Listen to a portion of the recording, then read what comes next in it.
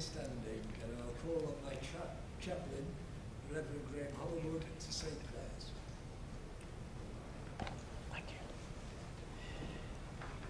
you. So as we gather together this evening, let us pray for peace in this world, particularly for peace in Syria and South Sudan. We pray for this nation, for Her Majesty the Queen, for the new government and Her Majesty's opposition. We pray for this nation as we exit the EU and face a new future together. We pray for this borough, for our mayor, councillors, and all who work for the good of Oldham Metropolitan Borough.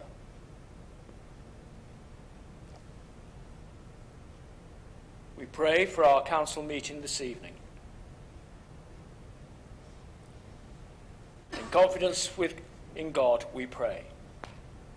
Almighty God, source of all authority and dignity, of stability and good government, we pray that you guide our minds with your inspiration and further all our doings with your powerful help. Incline us to the keeping of your laws and the promotion of good in all that we enact here this evening. May each one truly put the good of those they represent before all party distinction or competition, and before their own self-advancement or reputation. May our remarks be relevant, charitable, and constructive, and our decisions fruitful, that this borough may truly be harmonious and happy in witness to your goodness. Amen. Whilst members are standing, can I ask that we observe a minute's silence for the late Joe Cox MP, who was sadly killed whilst carrying out her public duties, and also the victims of Istanbul bombings and victims of further acts of terrorism since full council last met. Please.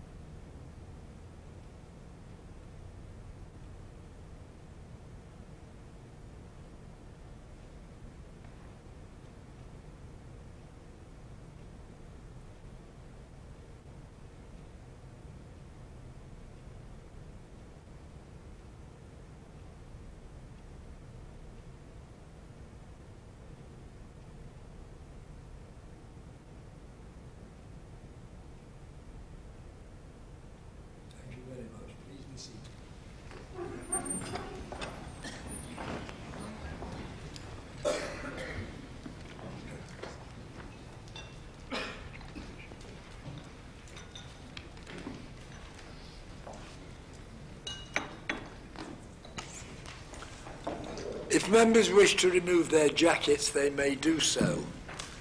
And may I remind members and members of the public that this meeting is being streamed live on webcast from the council website. And if you would like to make sure your telephones are switched off or on silent, I'd be most grateful. Public questions for Cabinet members.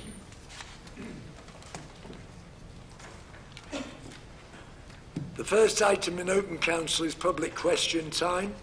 Questions have been received for Cabinet members from members of the public, and the questions will be taken in the order received. The first question has been submitted by Ms Marshall via Twitter. Oldham Council, why were hangers recently placed on bins necessary?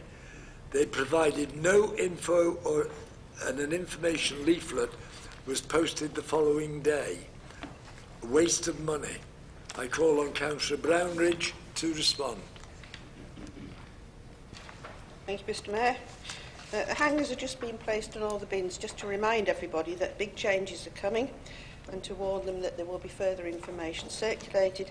And as Ms Marshall says, that leaflet's already gone out. So as soon as you get a hanger on your bin, you know you're going to get a leaflet in the next couple of days. So it's just to maximise the impact and just tell people, because we know there's quite a long lead-in time for this. And if we just send the leaflet through the door, a lot of people just put it in the blue recycling bin without reading it properly. So it's just a two-pronged attack just to make sure that everybody has a good chance to read all the information that's available. Thank you. Thank you, Councillor Brownridge. I'm glad they're putting them in the blue recycling sack. The next question has been submitted by Parish Councillor Paul Turner via Twitter. Oldham Council, now OMBC want 3-week bin collections. What are the unfortunate people who have clinical waste to dispose of do? Again, Councillor Brownridge. Might be seeing quite a lot of me this evening now. The answer to that is we don't collect medical waste, or clinical waste rather, so we're assuming this is medical waste. What we would advise is anybody in that position to get in touch with the officers who will give specific personal advice to deal with their particular circumstances. Thank you. The next question has been submitted by Sean Garfin via Twitter. I work on Broadgate. Are there plans to improve access when there are more houses and industrial units in the Foxtenton area? Councillor Brown. No? I think that's me, Mr Mayor. Can I thank Member of Public, Mr Garfin, for the question that he's put. The measures that have been developed with and agreed by the Highways of England include improvements at A663 Broadway Signal Control Junction and Link Road into the site. A663 Broadway, Foxtenton Lane, Eves Lane, Signal Control Junction, and A663 Broadway, M60 Junction 21. The existing pedestrian and cycling infrastructure surrounding the site will be enhanced by measures that will be incorporated into the junction. As the improvements take place that form a part of the mitigation measures at that Broadway junction, the new Link Road junction, the new Link Road and along Foxtenton Lane altogether. It is also intended that traffic calming measures are introduced along Foxtenton Lane to ensure that there is not a significant increase in traffic travelling to the development site using it. Thank you. Thank you, Councillor Hussain. The next question has been submitted by Ricky McCleary via Twitter. Oldham Council, is our council tax being reduced as our bins are only being emptied once every 3 weeks? Councillor Jabbar. Thank you, Mr Mayor, and can I thank Mr Ricky McCleary for his question. So the proposal to change the bin collection is not based on a saving, it's based on avoiding future cost. The way it works is that it's based on the borough's recycling rate. And at the moment, unfortunately, the Oldham Council has the lowest recycling rate at 39% in Greater Manchester. If we didn't increase our recycling rate, then the levy that we would pay, the additional levy that we would pay for the next 3 years would amount to 3.144 million, on top of the savings that we need to find because of the cuts in government funding and also because of the cost pressures. So this year, this financial year, 16-17, we had a net loss of £12.5 million in terms of government grants. Next year, we're estimating that we will have to make a reduction of £20 million in order to balance the budget. This is because of the reduction in central government and because of the cost of inflation and pay and so on.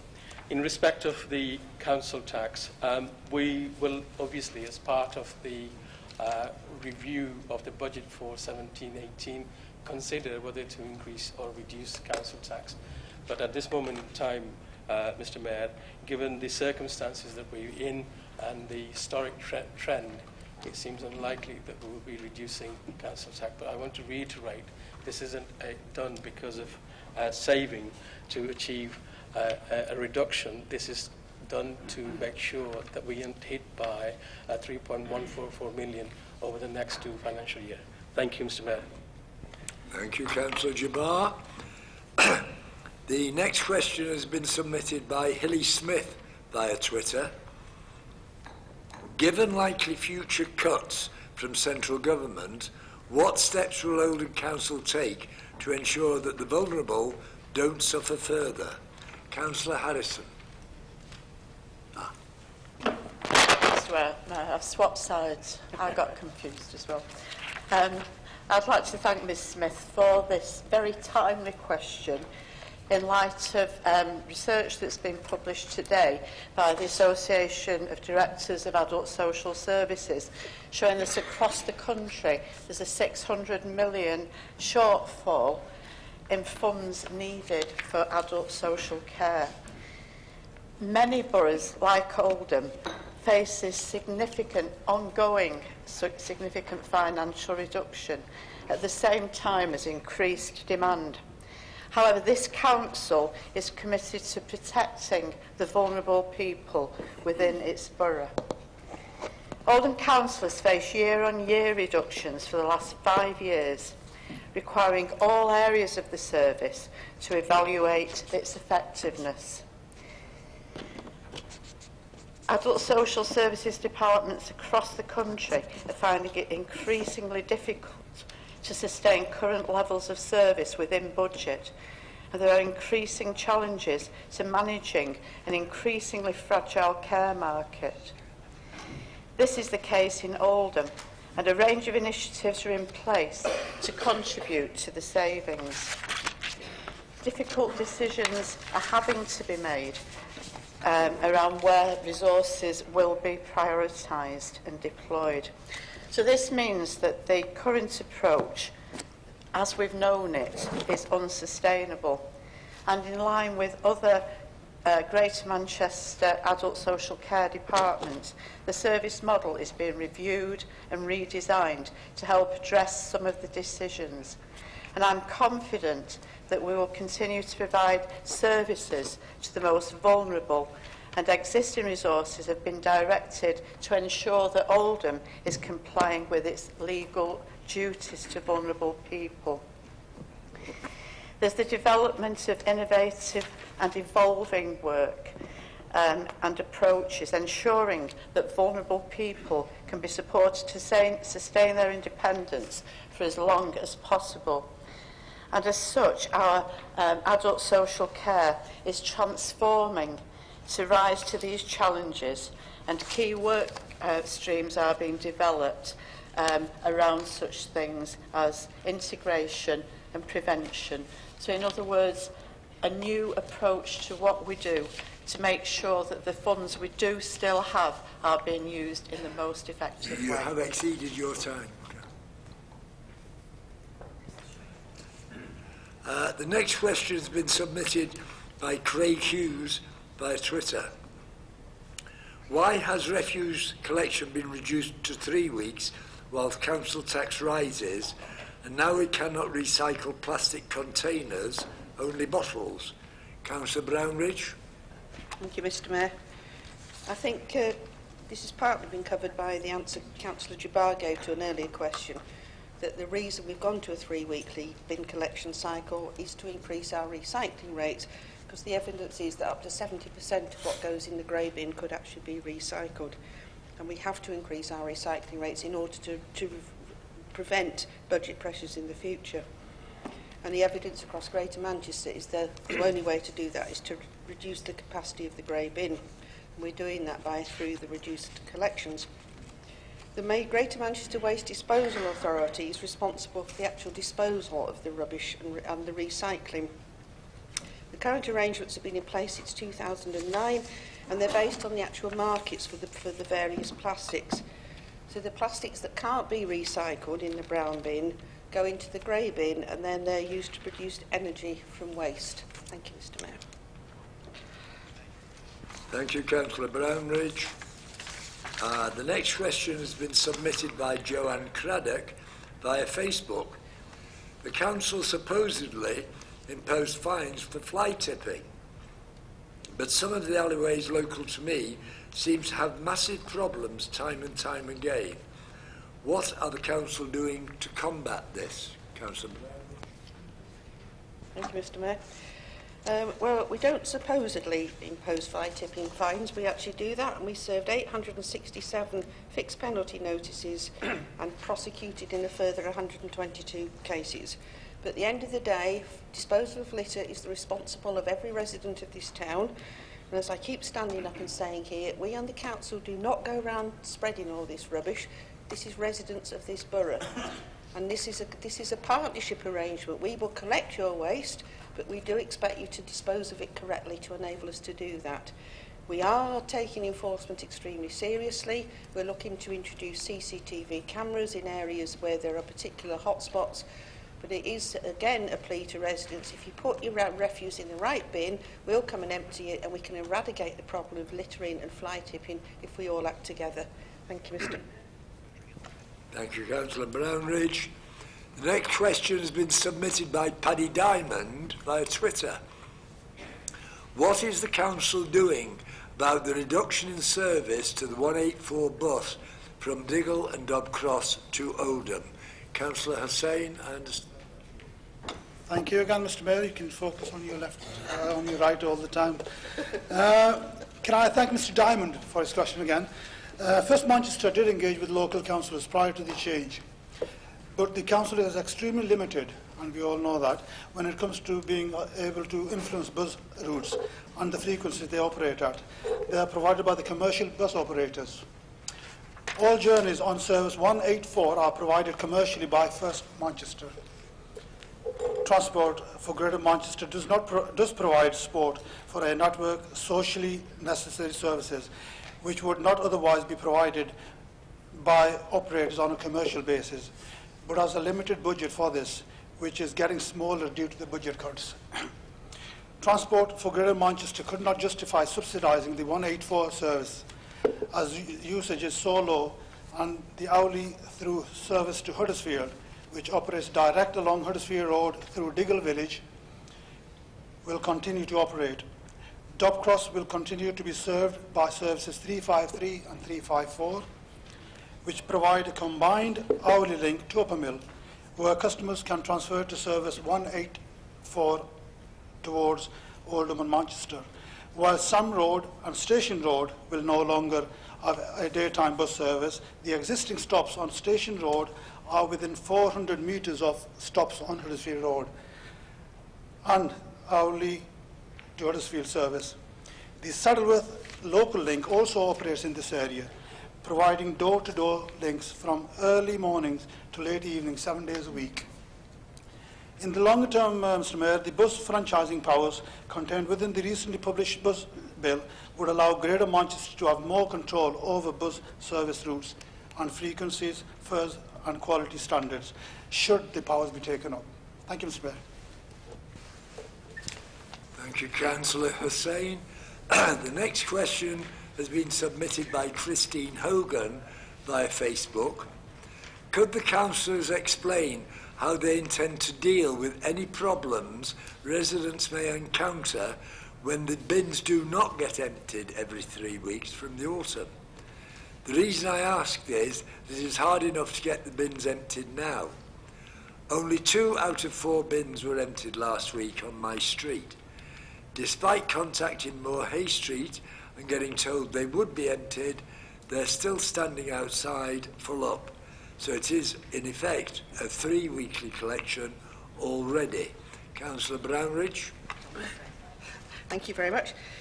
We collect over 250,000 bins every week, so I'm afraid it is inevitable that sometimes some will get missed, and there's all different reasons for that. Could be that vehicles are parked so that the bin men can't get in, number of reasons. So sadly, it is inevitable that some bins will sometimes get missed. It is our intention that they will be collected within 2 working days. and we ask people to leave their bins out if they aren't collected for that reason. Now, obviously, something's gone awry here, so if Mrs Hogan could get in touch with us to give us her contact details, we'll actually investigate this particular instance specifically. We have time for one more question. It's submitted by Joseph Fitzpatrick. I call on Mr Fitzpatrick to come and ask his question. Thank you. Councillor Jim McMahon MP recently told my friend Councillor Warren Bates that Monopumps had paid back the grant monies that they had received. Could you give me a detailed breakdown telling me how much money was given to Monopumps by Oldham Council and separately by regional funding groups? And please tell me what grant money has been returned and when it was paid back. Thank you. Councillor Stretton. Thank Mr Fitzpatrick for his question. A £3 million grant was awarded for the refit of the aerospace building. For this, they were to secure the move of all jobs from the Tameside site into Chadderton and create an additional 200 jobs over a 5-year period up to 2020. The awarding body was the Greater Manchester Investment Fund. No funding has been given to Monopumps by Oldham Council, although they were supported with officer time in applying for the GM Investment Fund grant. The move to Chadderton sadly coincided with the global crash in the oil markets, which had a severe impact on the company and its parent company in North America. At that point, Mono had drawn down 1.35 million of the grant towards the construction costs, but realised that the job creation targets would not be met in the time frame given. They approached the GM Investment Board to discuss the issues they faced in order to resolve the issue of the total grant, and the outcome was as follows. The GM Investment Board stated that given the current position and recent business update that they would not support the drawdown of the remaining 1.65 million of the total £3 million grant. Despite this, it was recommended that Monopumps retain the 1.35 million, continue to provide regular quarterly update reports to the investment team, and then meet up again in 6 months, and then again at the end of next year, in order to keep all parties up to speed on business developments. To date, the drawdown of 1.35 million represents 45%, or approximately 90 of the original 200 jobs. The Investment Board advises that if the business is able to demonstrate some progress towards achieving this figure by 2019, that there is unlikely to be any repayment request. To date, no funds have been paid back to GM. Thank you. That is the end of public questions. We now go on to ward or district questions. Questions have been received for Cabinet members from councillors on ward and district matters. Councillors agreed to consider the questions on a politically balanced basis. I call on Councillor James Larkin to ask a question as submitted. Thank you. What plans are in place to improve High Street and Rochdale Lane in Royston North ahead of the opening of the new Lidl store later this year? The entire stretch of road is already in poor condition and will only get worse with the hopeful, expected increase in traffic. Thank you. Councillor Hussain. Thank you, Mr Mayor. Can I thank Councillor Larkin for his first question in the Chamber and my first session of answers. There are currently no plans to resurface High Street or Sunday Lane, Royton. Lidl are responsible for repairing the damage to High Street. Milton Road, Spring Gardens, that have been caused as a result of the works that's been going on. And I've improved the High Street, Milton Road junction for the pedestrians by introducing island and refuge. So really it's down to the responsibility of the Lidl management to get the work carried out. Thank you. Thank you, Mr Mayor. Councillor Hewitt, ask a question as submitted. Thank you, Mr Mayor. I received an inquiry from a resident in the area of Shelderslow in Springhead about potholes and the ownership of a lane, which has been an issue for several years. The residents have managed to keep the path tidy, but the volume of people using this footpath has increased tremendously after planning permission has been given to build adjacent to the path together with the Rome Mill site developments and developments on Cooper Street. It is also the only vehicular access to the small hamlet of Shelderslow with properties dating back to the 17th century. The lane is also used regularly by parents with children going to the infant school, and the path is now full of potholes and represents a problem for vehicular access, including refuse collection and emergency services. There are issues for safety of children and their parents travelling to school. Will the relevant portfolio holder please help with this issue? Councillor Hussey. Thank you. Can I thank again Councillor Heward for his first question. Shelderslow Springhead is currently unadopted, so there are currently no plans to carry out any resurfacing in the area on the patch. However, I will get this section inspected and ensure that any potholes are made safe to ensure that the safe passage for the pedestrians. Mr. Mayor, thank you. Councillor Fielding, not your first question. You'd like to ask the next. Thank you.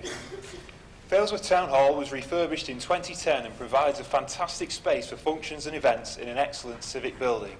However, the function room is underused, with many potential users citing the cost of hiring it as prohibitively expensive. Could the council look again at the pricing structure and marketing of Failsworth Town Hall to see how we can get better use out of this spectacular building? Thank you. Councillor Stretton. Thank Councillor Fielding for his question. The Council annually reviews the pricing structure for the room hire for all of its venues to ensure that the public and community groups have access to affordable and suitable facilities. The room charges for Failsworth Town Hall are considered to be very competitive when compared to other private sector providers, at £41 an hour during weekdays and £240 for the first 3 hours out of normal working hours, then £60 per hour thereafter until 2 a.m. And they are based only on recovering the operational costs associated with the events. The Council's Facilities Management team recognises that this function room is underused and is looking at proactive measures to communicate the room's availability through a marketing exercise to encourage more use. Thank you, Councillor Stretton. Councillor McCann. Thank you, Mr. Mayor. I was very disappointed to hear of the delay in building a new two-entry school to replace the 100-year-old Shaw Street Primary School in Greenfield, especially as the funding had been found. I would therefore be grateful for an update on the present position, as most Saddleworth primary schools are full or will shortly be full. Thank you. Councillor Chatterton. Thank you, Mr. Mayor. Can I thank Councillor Camp for his question? It's no secret that we are in need of additional school places, be it in Saddleworth, Lees or across the borough in general. As you referenced, we did find the funding. Cabinet agreed to ring-fence funding for an increase in Saddleworth and Lees last year. The situation now is that all Saddleworth and Lees primary schools have been assessed by an internal matrix that we use in the education team here. Greenfield Primary School has come out as the priority school for expansion in that area. The next stage is for the expansion process there will be a pre-public consultation stage. This will start on the 5th of September of this year. All interested parties will then have 4 weeks before a decision is made by Cabinet whether to issue a formal public notice or not. If Cabinet decides then to issue a public notice, a formal representation will continue for a further 4 weeks. And a final decision will then come forward to Cabinet. But just to offer my assurances to Councillor McCann and to other councillors in the area, a new Greenfield school, in my opinion, along with a new Royton and Crompton Secondary School, is an absolute key priority for me as lead member for education, and I will do anything I can to ensure that these are achieved. Thank you. Thank you, Councillor Chatterton. Councillor Shuttleworth. Thank you, Mr. Mayor. Mr. Mayor, Hollandwood Avenue from its junction with Muff Lane to Oldham come Manchester Road is frequently in need of repair and is beginning to resemble a patchwork quilt. It's also beginning to suffer from heavy ponding in parts, and while it's appreciated in the absence of gullies at some points on the highway, there is no easy solution. May I ask the Cabinet member responsible for highways to give consideration to including this road on any future plans for a complete resurface, as one can only believe that it's becoming financially unviable to continuing with the patchwork required? Councillor Hussain. Thank you. Can I thank Councillor Shuttleworth for his question? There are currently no plans to resurface the junction of Muff Lane, Owl Lane, Hollingwood Avenue, which leads onto Manchester Road. However, I will get this section of highway inspected and any actionable defects will be repaired. Mr. Councillor Shuttleworth. Thank you. Councillor Tour. Thank you, Mr. Mayor. There are plenty of overgrown tree branches and hedges which are covering road signs. This problem is widespread, but I would like to draw your attention to the Ashton Road in Madlock Vale Ward, where this problem exists on both sides, near the boundary with Thameside. Can the relevant Cabinet member advise when action will be taken to deal with this problem? Thank you.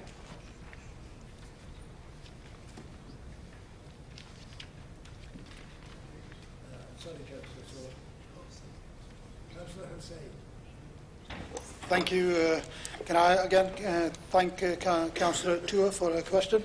An inspection of the signs and vegetation on Ashton Road has been arranged to identify the extent of the issue. The outcome of this survey will determine what action is required and the timeline involved. So I will keep my eyes on it. Thank you. Thank you, Mr. Mayor. Councillor Gary, your question, please. Thank you, Mr. Mayor. Recently, the bowling green at Fellsworth Higher Park was repaired at a cost of £1,200. It is therefore disappointing to see residents sunbathing, riding bikes, pushing prams and playing football on it. It is also disappointing and disrespectful to see dog owners exercising dogs in the tennis courts, which are a designated children's play area. The park is also a hotspot for antisocial behaviour by youths. Please could I urge the Cabinet member responsible to urgently look into applying for a new public space protection order to the park. Thank you, Mr. Mayor. Councillor Blandridge. Thank you, Mr. Mayor. Thank you, Councillor Gary. We are looking at public space protection orders for a number of sites across the borough, including parks, but the legislation is very complicated and it may not fully address the problems that you've referred to. So we'll try to take steps immediately to address these issues, and colleagues in environmental services and first response will take appropriate action to minimise the effect of a minority of inconsiderate residents. Thank you, Mr. Mayor. Thank you, Councillor Blandridge. Councillor Murphy, Thank you, Mr. Mayor. On so many occasions when I go into Shoretown Centre, the cages behind Tesco Express are just left at the back entrance, causing all sorts of problems. As you are no doubt aware, we have an on and off problem with antisocial behaviour in the town centre, and these cages are often targeted. I know previously Tesco have been asked to do something about it, but can I ask the relevant Cabinet member to look into a more permanent solution, especially as the new car park will mean more cars manoeuvring around the old market ground. Failing that, ask officers to issue notices for obstruction on the highway, which has been discussed before. Thank you, Mr. Mayor. Councillor Hussain. Thank you. Can I thank Councillor Murphy for his question? I'm really grateful that you raised this issue, because it has been raised in the previous on a number of occasions. But I would like to assure the Councillor that I will ask Council officers from Highways and Environmental Health to make contact with the management at the establishment of Tesco Shaw Express store in order to explore the options for a more permanent solution, make it easy for you, solution to the issue we have. I've asked to be briefed on the outcome of this discussion, and I will ensure that the officers keep me and the members informed of the progress. Thank you. Thank you, Councillor Hussain. Councillor Iqbal to ask a question. Thank you, Mr. Mayor. Could the Cabinet Member please give an update on the progress of getting Hertford Mill delisted and eventually getting it demolished? Thank you. Thank you. The owner of the mill has already formally applied to have this mill delisted, but unfortunately that application was unsuccessful. So the council is continuing to work with all interested parties to support the owner in obtaining permission for it to be demolished. Because we all agree that the negative impact on the area is very, very marked. So we're working on development proposals to bring forward a comprehensive mixed-use scheme which would include the demolition of the mill and utilising adjacent land for new homes to be built. If this should fail, however, and the building deteriorates any further, then the council does have the right to use its powers to secure the safety of the area, so you can be assured the building won't become any more dangerous. But we are working as best we can to get the site redeveloped. Thank you, Mr. Mayor. Thank you, Councillor Brownridge. Councillor Mushtaq to ask a question. Thank you, Mr. Mayor. An Alexandra resident has contacted us about fly tipping issue. In the email, he also mentioned that on Blue Bin Collection Day, there were only 3 bins in the alley for collection, suggesting that only 3 households on the street were recycling. He appeared to be making a direct correlation between failure to recycle and the build-up of waste and fly tipping. Can the irrelevant cabinet member, whoever that may be, please help us make the distinction, if indeed there is one, between fly tipping and incorrect use of bins? Thank you. It would seem, Councillor Brownridge, your colleague doesn't know you. Thank you, Mr. Mayor. Thank you, Councillor Mushtaq.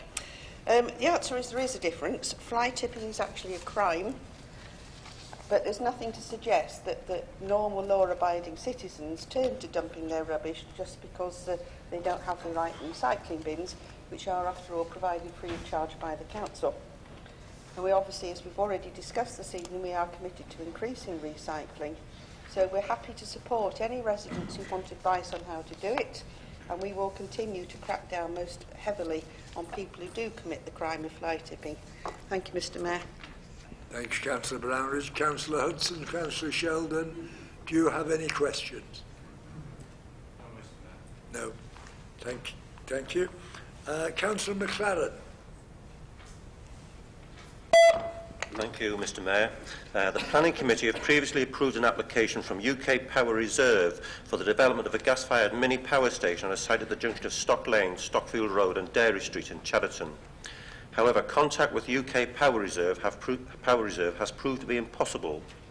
Residents were promised a public meeting and a visit to Style to view a similar facility, neither of which have taken place. The residents have asked if it would be possible to confirm that the project is still intended to go ahead, and if so, whether it would be possible to ensure that UK Power Reserve honour their commitment to arrange the 2 events. Thank you. Thank you, Councillor McLaren. As you probably know, there was no mechanism through the planning system to actually require the applicants to arrange this public meeting or this site visit. So we haven't been able to use any planning powers to insist on it. Nevertheless, the officers have contacted UK Power Reserve to see what can be done, and you'll be delighted to know the applicants agreed to a site visit to their Carrington Pure site on the 26th of July, if that's convenient. In relation to the start date, the applicants confirmed that groundworks are proposed to start on the 25th of July. Thank you, Mr. Mayor. Thank you, Councillor Brown. Councillor Ali, I'm sorry I missed you out. Thank you, Mr. Mayor. The proposed Foxtenton housing development in Chadderton was very much the topic some 12 months ago. We would all surely be in agreement about the need to build aspirational homes as well as affordable homes. What is the current position in relation to this development, and what is the council doing to drive this forward? Thank you.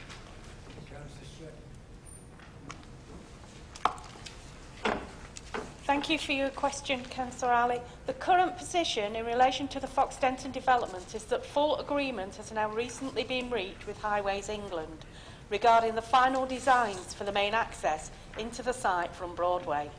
Due to the fact that it would not be prudent to be carrying out the bulk of these works during the winter months, commencement is now due to take place in early spring 2017. The Council continues to work closely with its private sector partners, SED and Grasscroft, to drive this major development forward, and the FO Developments Board meets on a bi-monthly basis in order to review progress. Thank you, Councillor Stretton. Councillor Dearden. Mr Mayor, please could I ask my question in Cabinet question times? It's more relevant for that, I think. Would you remind me when that's... I will do. Thank you. Councillor Ginny Alexander, would you like to ask your question? Thank you, Mr Mayor. Could the relevant Cabinet member give me an update on the progress to the adoption of roads on the Northgate Estate Moorside, as it has been an ongoing saga and seems to have become stagnant? All the residents are waiting for is an end to this long-running saga. Thank you. Thank you. Thank you to Councillor Alexander for her question. It is a legal requirement that any new highways proposed for adoption adjoins an existing adopted highway. The new estate roads on the Northgate Estate are currently separated from the existing adopted network, that's Ripponden Road, by an area of land under the Persimmon Homes ownerships. And despite numerous site visits and conversations over the last few years with various representatives of Persimmon Homes to try and progress the matter, the officers have so far been unsuccessful. I know that's not good news, but that's the situation we're in. So that we will be contacting them in order to persuade them to enter into an agreement for the remaining section of this new highway. Work will continue to pursue this. However, the Council can't force such an agreement with the developers. Thank you. Thank you, Councillor Hussain. I now call on Councillor Blythe to ask his question. Thank you, Mr Mayor. Could the relevant Cabinet member please tell me when the redundant stalls will be removed from the now defunct Shaw Market site, as these are a blight on the town and a haven for antisocial behaviour, as they act as a huge umbrella in wet weather. When they had a purpose, people put up with it, but now they have no purpose, they want some action. Thank you. Councillor Stretton.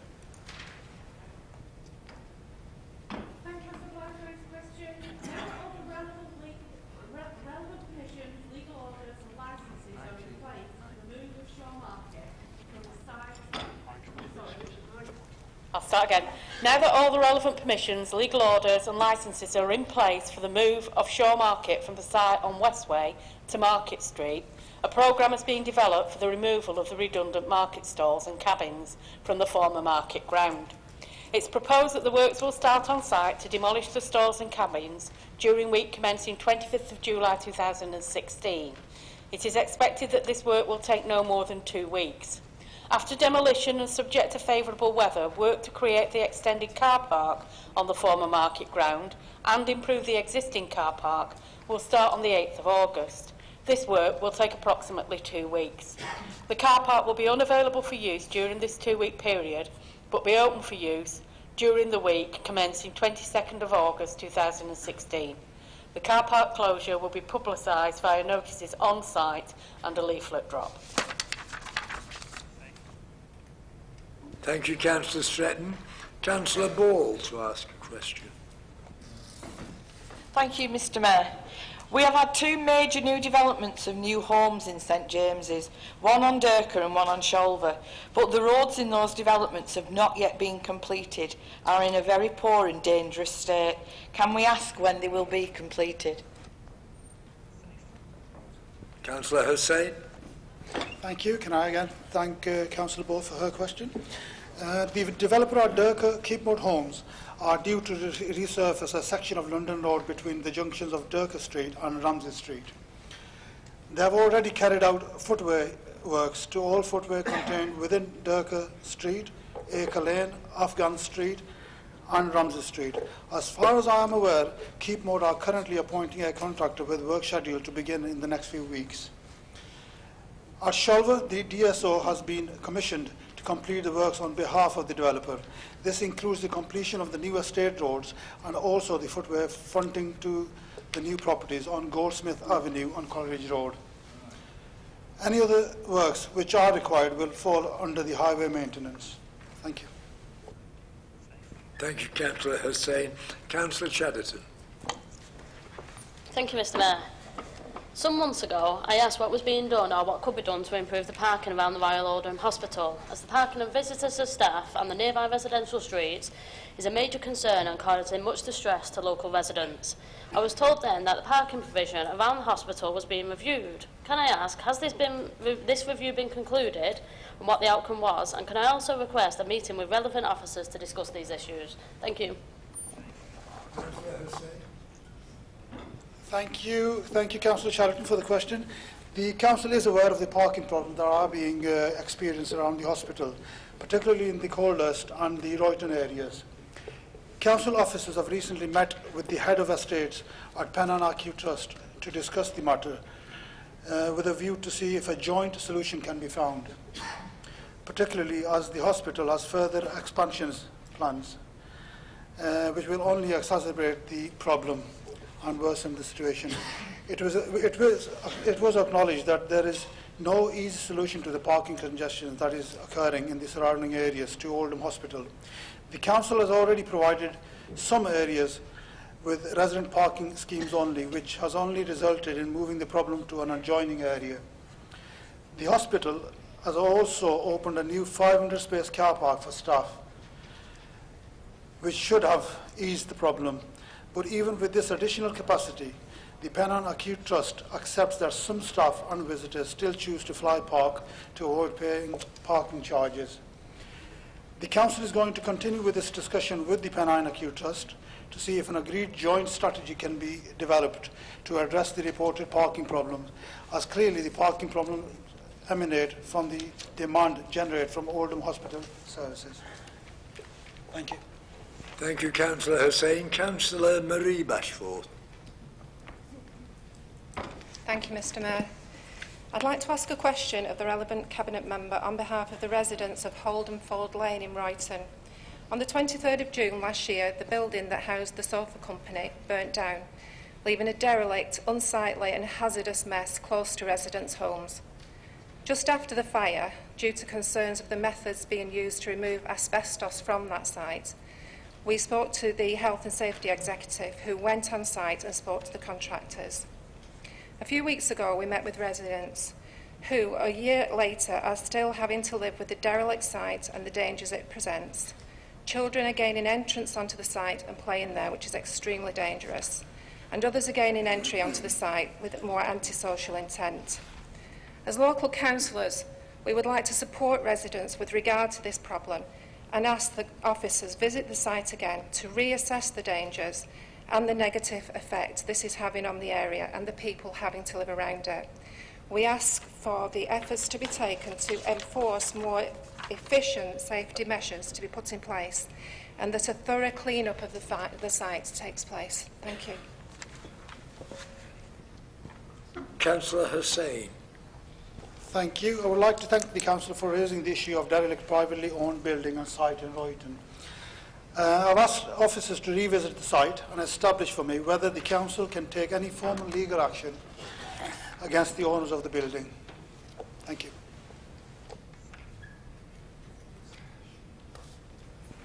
We've run out of time on Councillors' questions. We now move on to formal council. And we have apologies for absence. I've received apologies from Councillor Ames, Goodwin, Kirkham and McMahon. Item 3, the minutes of the meeting on the 18th of May. There is one amendment, the Green Book, page 4, item 10.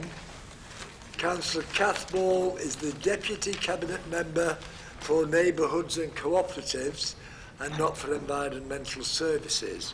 So, subject to that amendment, is Council agreed the Council minutes from that meeting be approved as a correct record? Agreed. Thank you. Declarations of interest. Are there any declarations of interest from members in respect of matters to be determined by the Council at this meeting? Can members declare any matters to the meeting, and a form is being circulated for members to complete if they have an interest. Are there any members with Councillor Gloucester?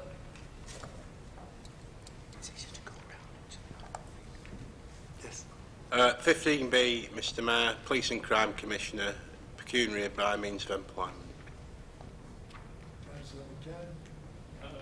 15A council appointments to the Minor Air Boards, Unity Board and the Unity JV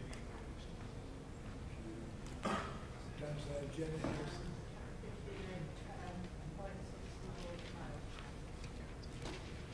Councillor Shaw. 15A, Chair, my Councillor Dean. regarding you. Councillor Galley. It's item 3, pages 61 to 67, the Police and Crime Panel, pecuniary. Councillor Stretton. Councillor Jabbar. Community partnership, Mr Mayor. Councillor Alexander. 15A, Board Member Myocare. Are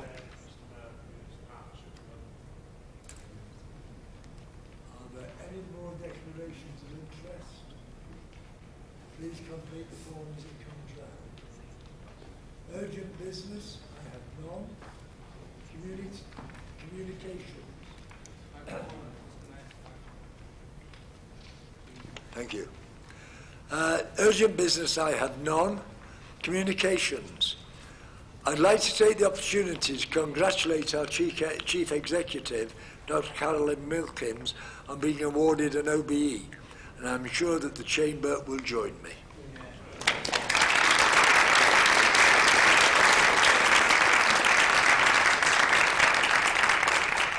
Item 7, petitions. There's one petition to note, as outlined in the report. Item 8, outstanding business.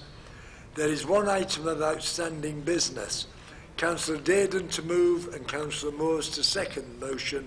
Councillor Dearden.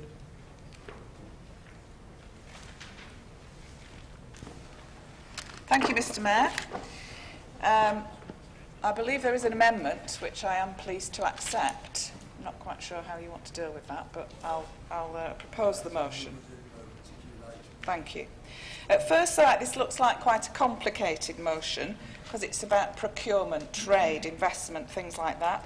And there's a bit of a sinister line in it, which is talking about how the government wants to introduce new rules to stop politically motivated boycotts by local councils.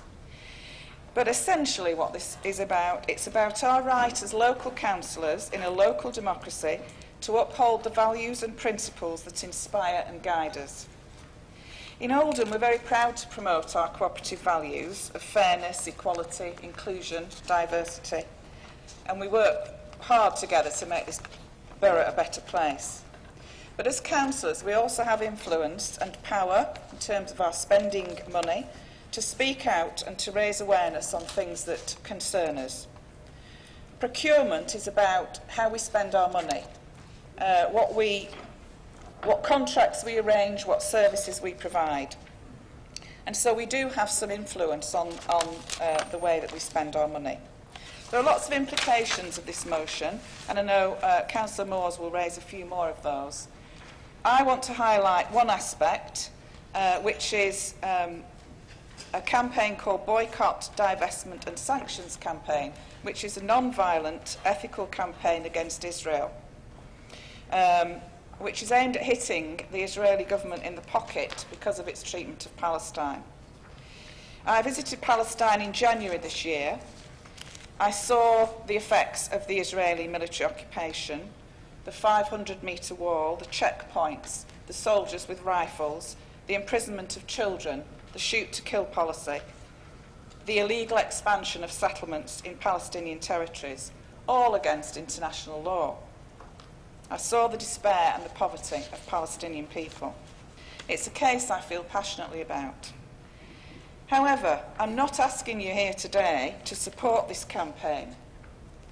The point is, I should have the right to try to persuade you, and you should have the right to agree with me or not.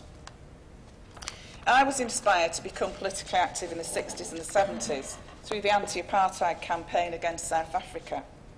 It was a very unpopular campaign for many, many years with the Tory government, but was, of course, eventually successful. So now, instead of boycotting South African oranges, I'm now boycotting Israeli avocados and dates. It's a small contribution. The point of this motion is it should be up to us to determine our policies and our priorities, and we should agree those on our ethical principles. There are 3 councils who have passed motions to support the boycott, divestment and sanctions campaign, and they've been recently taken to the High Court by an Israeli lobby group in an attempt to stifle and intimidate opponents to Israeli policies. The UK High Court found in favour of the councils and stated it is a legitimate civil right to be able to accept or refuse to buy merchandise according to its origin. Please support this motion. Thank you.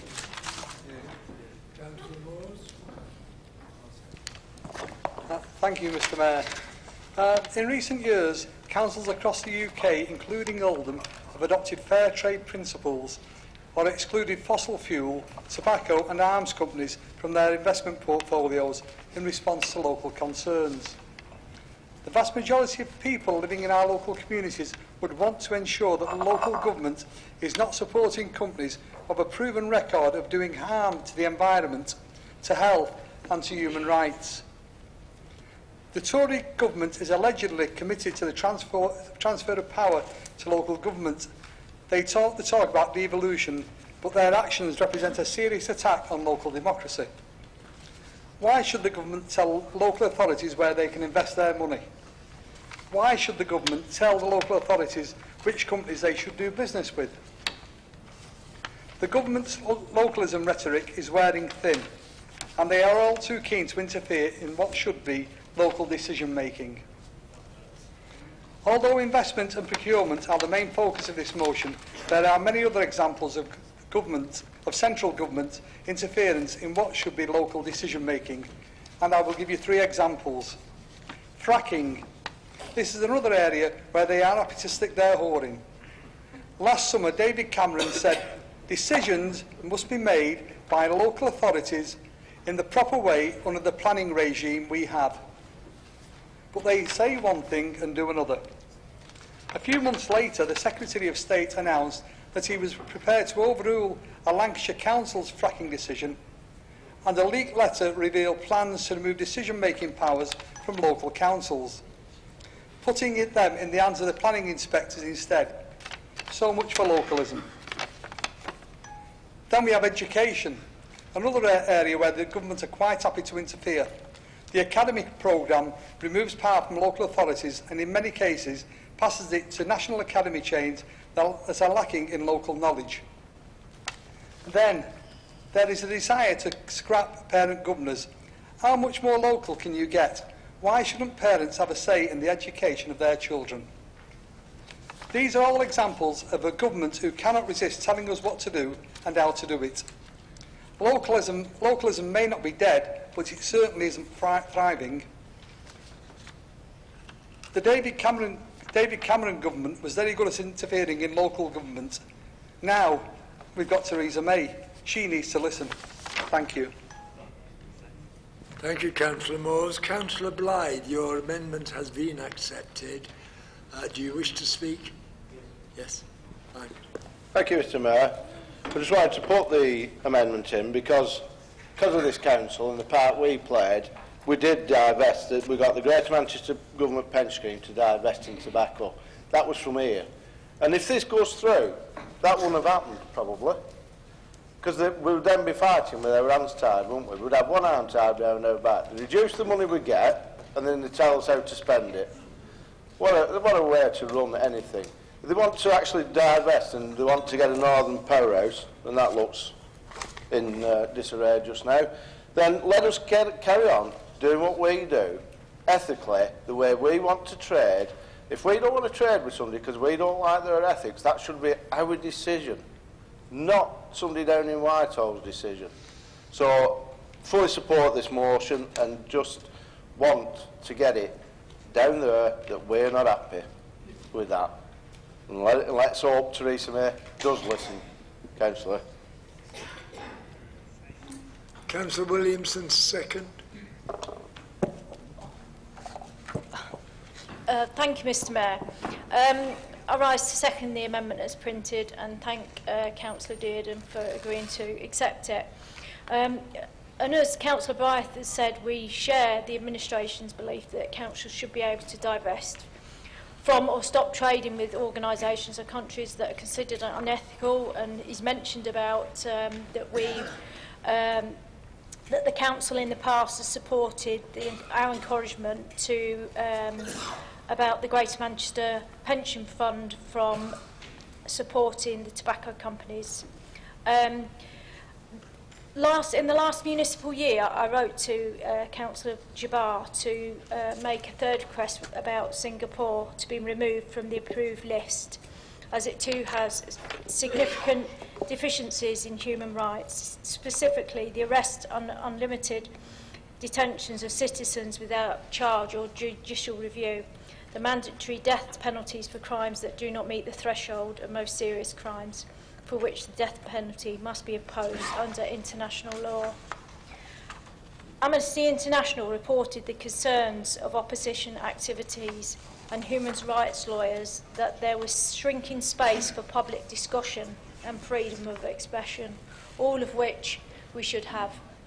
The Attorney General has stated that torture is not allowed under the Constitution. Therefore, I hope that the Council will not invest in public funds, I'm sure you won't, in a nation that's ranked behind 149 others because of its lack of press freedom by Reporters Without Borders. It is wrong that this government wishes to deny this Council the opportunity to make these choices. And as I said before, I'm pleased that you've accepted this amendment. Thank you, Mr Mayor. The amendment has been accepted. If members wish to speak, it is on the amended motion. Does anybody wish to speak? Councillor Jabbar. Mr Mayor, I'm not speaking on the motion. I just want to clarify the Council don't have any investment in Singapore. Councillor Raymond. Yeah, thank you very much, Mr Mayor. It's a very interesting motion, this, and I believe divestment is not always the best way to move forward, and I think if we passed a motion instead of pushing forward for a Middle Eastern peace process, I think that would be a better option. And the reason I say that is because divestment hits traders, it hits Israeli people who are not all guilty in Israeli government's handling of issues in that region. So for that reason, I think in the future we should pass a motion to support a Middle Eastern peace process. Thank you. Can I point out, Councillor, this council has elected a mayor for peace, the only one in Britain. Whilst I won't have a great deal of influence in the Middle East, I'll be trying my best elsewhere, and I've already started. Any other members wish to speak? You'll have the right to reply. Formal reply, thank you. Shall we move to the vote? Is that okay? Move to the vote? Right. All in favour of the motion as amended? Against? Are there any abstentions? One abstention. The motion is carried.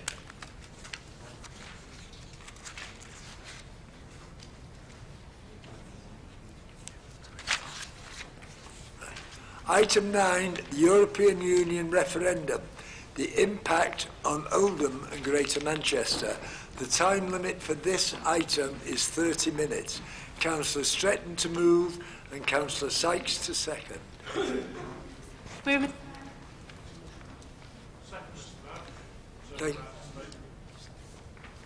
Does any member wish to? Councillor Mushtaq wishes to speak. Thank you, Mr Mayor. Mr Mayor, the agenda item invokes a discussion about the impact of the referendum on Oldham, as you've just mentioned. Just to give you an indication of what I think is coming our way, Mr Mayor, I'd like to remind you of the first 5 years of the coalition government, although you may not want to be reminded of it. They adopted a strategy of austerity, not out of necessity, but out of choice. They didn't have to slash the council budget by half. They didn't have to decimate the NHS. They didn't have to attack the most vulnerable in our communities through welfare reforms, in particular targeting the disabled more than anyone else. They did all of these things out of choice, whilst ensuring their friends continued to prosper. I accept, Mr. Mayor, that the immigration issue needs to be addressed, but we now know that actually, even if we leave Europe, we can't really affect immigration numbers. We now know that the infamous and deceptive £350 million a week will not be going to the NHS. We also now know that the pound has fallen, our credit rating has been lowered, and the strategy to combat this is to pump £250 billion into the banks through the strategy of quantitative easing. And on this point, Mr. Mayor, if we multiply the fictional £350 million a week by 52 weeks, it comes to £18.2 billion a year. If we divide the £250 billion in quantitative easing by £18.2 billion, it's the equivalent of just over 13 years of the exaggerated amount being paid to the European Union. So where's the saving? There is none. And this cost is excluding the other things I'm about to touch on. Mr. Mayor, I was at the Transport for Greater Manchester conference yesterday, where the transport strategy for up to 2040 was being discussed. They receive EU funding for a number of projects, which will be affected. The loss of hundreds of millions through the investment fund for Greater Manchester. These are just two examples of where Greater Manchester will lose out financially. But which areas of Greater Manchester do you think will feel these losses the most? Will it be Manchester city centre? Possibly Trafford? Highly unlikely, but you never know. What we do know, as I've already mentioned, is that the value of the pound has fallen, credit ratings have dropped, investment funds are suspending business, jobs are being lost, and our international reputation is in tatters. The silver lining, I guess, is that the three stooges, Boris, Gove and Farage, are out of the picture, for now anyway. Going back to my initial point, Mr. Mayor, they chose austerity 6 years ago, and we bore the brunt of it then, with the first food bank in Oldham appearing in 2012. I fear this time it will be worse. I can't envisage the banks lending despite the quantitative easing strategy, because why would they? They'll be looking to ensure their own survival, so we'll hold on to the funds. More small to medium businesses will be affected, and more people will be out of a job. The Tories will bring back the austerity agenda with a vengeance and say, we are all in it together. The people of Oldham will suffer, and those that got richer since 2010 will get richer still. Mr. Mayor, these are some of the impacts on Oldham, and unfortunately this list isn't exhaustive. What I can promise, Mr. Mayor, is that whatever is coming our way, we will fight tooth and nail, like we've been doing for the past 6 years, for this great borough and for the great people of this borough. Thank you very much. Thank you, Councillor Mushtaq. Councillor Jabbar. Thank you, Mr. Mayor. So, last 3 weeks, I think we'll all agree, it's been an eventful time in the British politics. I've never experienced anything in my life, Mr. Mayor, and I'm sure people who are much older than me can say the same. If you think Mr. Cameron, when he agreed to do this referendum, was he anticipating that on the 23rd of June the country will be actually voting to leave? I don't think so. Did we think 3 weeks ago that he would be resigning today and Mrs. May would be taking over as the new Prime Minister? I think some of the things that's happened since the Brexit vote, Mr. Mayor, had it not been for the action of the Governor of the Bank of England, Mr. Carney, I think we would have seen a further fall in the share stock market and also in the pound. I think he's the only person in senior position in this country, in authority, actually had a plan B. Clearly the government didn't, and we saw the fallout of that. And had he not put in the £250 billion, then I think we would have seen a further deterioration in our economy, particularly in the pound and then in the stock exchange. But I think the issue is this, Mr. Mayor. As democratic people, the country has spoken, and we've got to respect the views of the population. And I know in Oldham, people supported the Leave campaign, and that's how they voted. And we have to accept that mandate, and we have to move on from that decision. But this decision does have consequences, very severe consequences. And I was just reading, as I was beginning to prepare to speak, Mr. Mayor, on the BBC website, Mrs. May said in her first speech that she wants to create a one-nation government that works for everyone, not just for the privileged few. And I just hope that she's genuinely committed to that. And when I talk about some of the issues that have been faced by this great borough of ours, then she actually means what she says and give us the resource that we need to tackle some of the difficulties that we got in the borough. Specifically, Mr. Mayor, I want to talk about the issues relating to Brexit vote and what it does mean for Greater Manchester. Potentially, we could miss out on a full benefit of £320 million of EU funding. That's 55% from ERDF and 45% from ESF. Now, this is the current Greater Manchester European Structural Investment Fund programme that covers the period 2014 to 2020. This is part of a wider programme using government-matched funding, bringing total investment up to almost £650 million. Currently, around £36 million of this funding has been allocated, with DCLG refusing to sign new contracts until more clarity has been received following further government decision. The programme features funding support covering some of the most pressing priorities for the city region, and whilst Oldham could not necessarily guarantee a specific share of this funding, we would see the benefit of activity around skills, employment support, low carbon, environment and support for business. More specifically, related to Oldham, the Lifelong Learning Service has received over £600,000 from the European Social Fund to help Oldham citizens into work, and at the moment it is still unclear whether further funding will be available for a phase 2 entitlement of this. However, what is certain is that there will be no future ESF programme beyond 2020. Beyond the structural fund of ERDF and ESF, Oldham is currently a partner in 5 recent submitted projects to other transnational programmes. These focus on health and environment, and whilst Programme Secretariat have indicated that UK partners are still welcome to apply for funding, any delays on the part of Article 50 negotiation may mean... Councillor Jabbar, one moment. We have only 15 seconds left. No extension.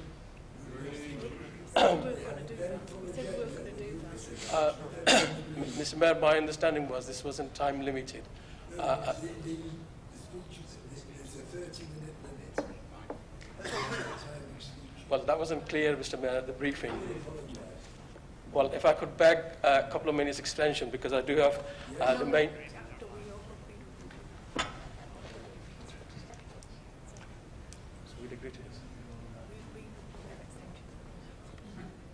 We did agree at the briefing there would be no extensions. I think that's right, wasn't it?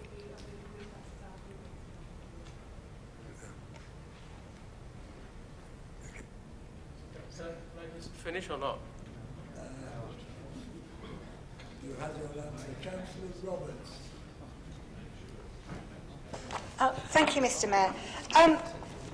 It's difficult to discuss this without kind of rehashing some of the debate that we had during the referendum campaign. And clearly, I mean, as I think everybody has said, we've made our decision and we're now going to be leaving the European Union. I, however, cannot recall a campaign which was so full of mendacity and misleading as the campaign that we have just had. People stood up in front of the British people who had no right to promise them anything. They weren't the government, they weren't even the official opposition. nor were they, the Scottish nationalists. People stood there and made promises about what they would do with fictitious amounts of money. And the problem with all of this is, I think, that people believe them. And now we're in the position where it turns out that there isn't £350 million a week after all. And even if there were, nobody knows what the government was going to do with the money that they might have left over if we no longer make a contribution to the European Union. And as Councillor Mushtaq has said, the likelihood that any of that money will be coming Oldham's way, I think is extremely unlikely when you look at the record of the government over the past few years and the amount of money they've taken away from us. And when they even give some money back, it goes to places like Trafford, not places like Oldham, who are clearly in greater need of support. So, it seems to me that we are in a very difficult position. And it also seems to me, however, that we need to try to kind of put our heads above all of this and think about how we're going to deal with the consequences. We can't just wring our hands about what has happened in the past. I truly hope that it's true that we're going to be a dynamic, driving economy where everyone will be able to share in the benefits of us being successful.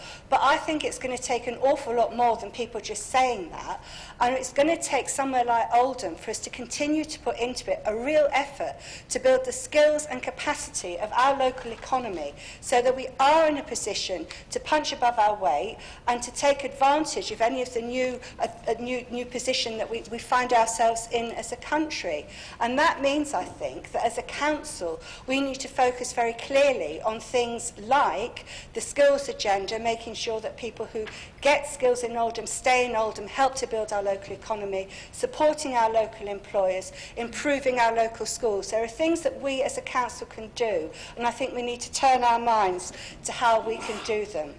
And I know that there is a motion about this later on the agenda, but I just wanted to say as well that I think I am really ashamed, I think, of some of the public discourse in this country, which means that fellow citizens of ours are worried about whether or not they can continue to live here. Their children are having a really hard time at school because people are saying that they need to go home even if they were born here because their parents came from somewhere else. And I'm sure that everyone in this chamber would join with me in saying that those people who live in and work in Oldham are welcome here and that we will be supporting them and that they are part of our community. Thank you, Councillor Roberts. Councillor Harkness. Thank you, Mr Mayor. The EU referendum campaign, as we've already said, was incredibly misleading and there was a lot of negative campaigning on both sides. There's already been mentioned about the £350 million, which has now obviously been dismissed. Highlighting Turkey, Syria and Iraq on campaign literature was totally irresponsible and misleading. So now we've had, since the referendum, the economy and the pound have taken a battering. We've lost our AAA credit ratings. There's less jobs being advertised since before the referendum. In the NHS, there's about 10,000 EU doctors and 52,000 EU nurses. And nobody knows what's going to happen there. But what we do know is that they're being used as pawns in negotiations at present. We do not know what's going to happen, what the country is going to happen in the country, but we do expect that we're going to see a lot of increased austerity. And we do know that 45% of our trade is with the EU. So further cutbacks are likely due to the uncertainty. Unchecked by Liberal Democrats, we know that where that's going to come from, the welfare budget and local government, and likely education too, where the pupil premium was under threat. Let's remember that David Cameron's constituency got an extra £9 million recently because they needed it, but no one in the northwest got any money. So we know what we're going to get from them. We've now got a new Prime Minister, a Snoop Charter enthusiast, and she's now considered moderate, which is quite worrying.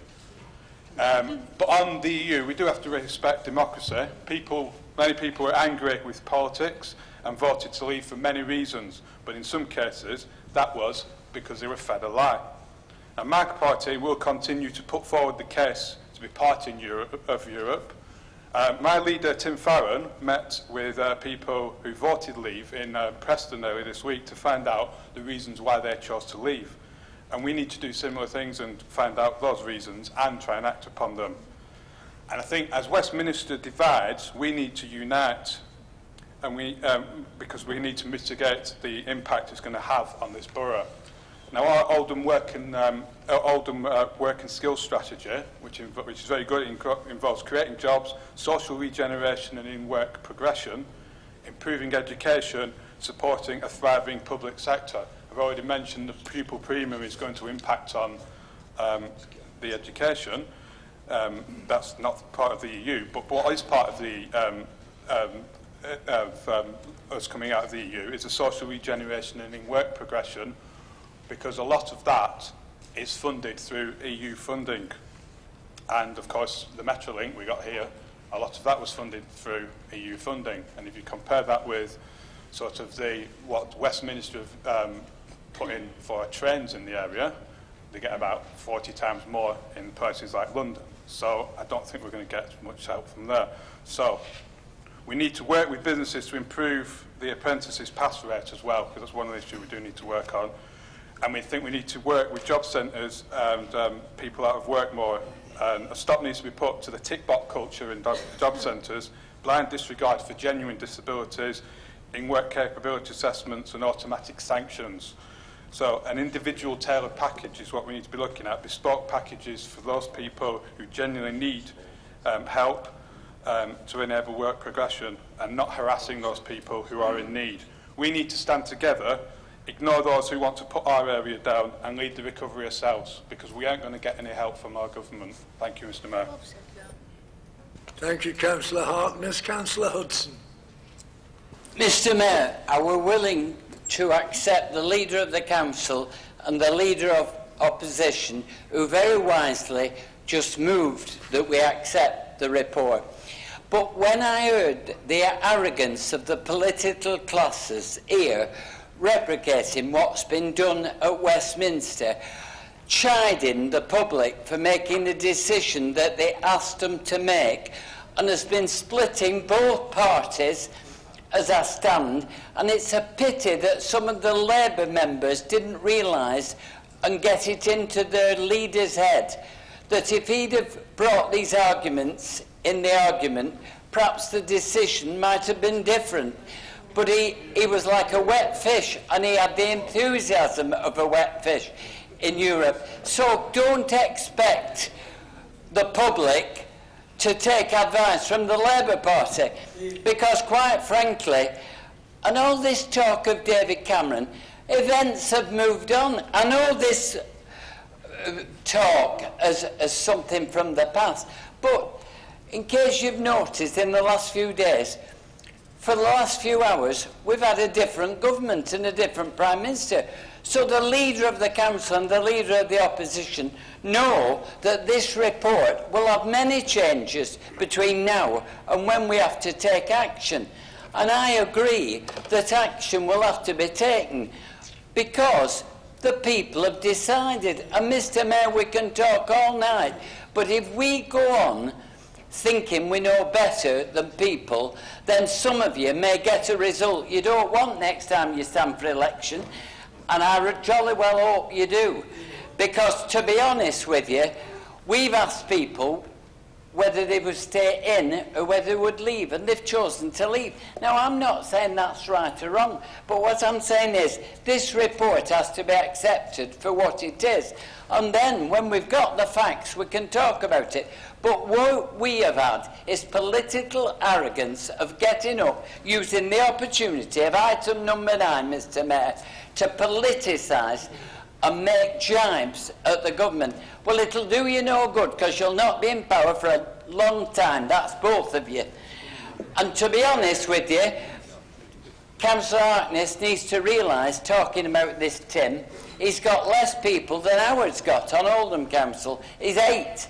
There's 8, but there's still 100 odd in the House of Lords, and you don't believe in it. So where do you go from there? All this pious talk is rubbish, and what we should be doing is worrying about Oldham and Oldham people. And I agree with Councillor Mushat when he says we've to worry about the effects on people in this metropolitan borough. That's why Councillor Stretton and Councillor Sykes have the good sense to move and second it and know that the fight is yet to come and the details to come.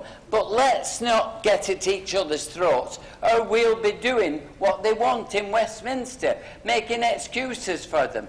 What we've got to do is to accept this report, look at it, and as the councillor from Royton said, in a diatribe of Labour crap, which I thought was a thing, is, well, I will say, Labour configuration of information, if you prefer it.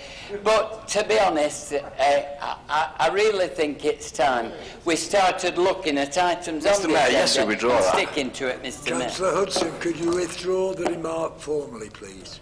Pardon? Would you withdraw your remark formally, please? I did withdraw it and call it something else. Would you like me to call it something else again? Councillor Bates? Thank you, Mr. Mayor. 4 minutes. That's all we've got. It's a very serious matter, in my opinion. I'm surprised it's even been brought up anymore. I don't know what the Lib Dems and the Remain Labour are worried about. You now have a Tory Remain Prime Minister that's down at down there saying the oath to the Queen. I mean, being a member of both parties, Mr. Mayor, there is nothing wrong with the Lib Dems or the Labour parties. It's just a few that are in it. I voted out, and the British people also voted out. Over 17 million of them. I am not here to crow. I am not here to gloat. I'm not here to hector. The United Kingdom have spoken. Some of you, not all, don't like it. However, the UK and Europe are joined by geography, culture, history, trade, and that will not change. We have a multicultural society in Oldham. People from all over the world voted. I love them all, but not the European Union setup. From the top, unelected parasites and businessmen telling me what's good for me and my country. I say, well done to those who voted Leave, especially in Failsworth West, to defend jobs, democracy and services against the whole of the establishment.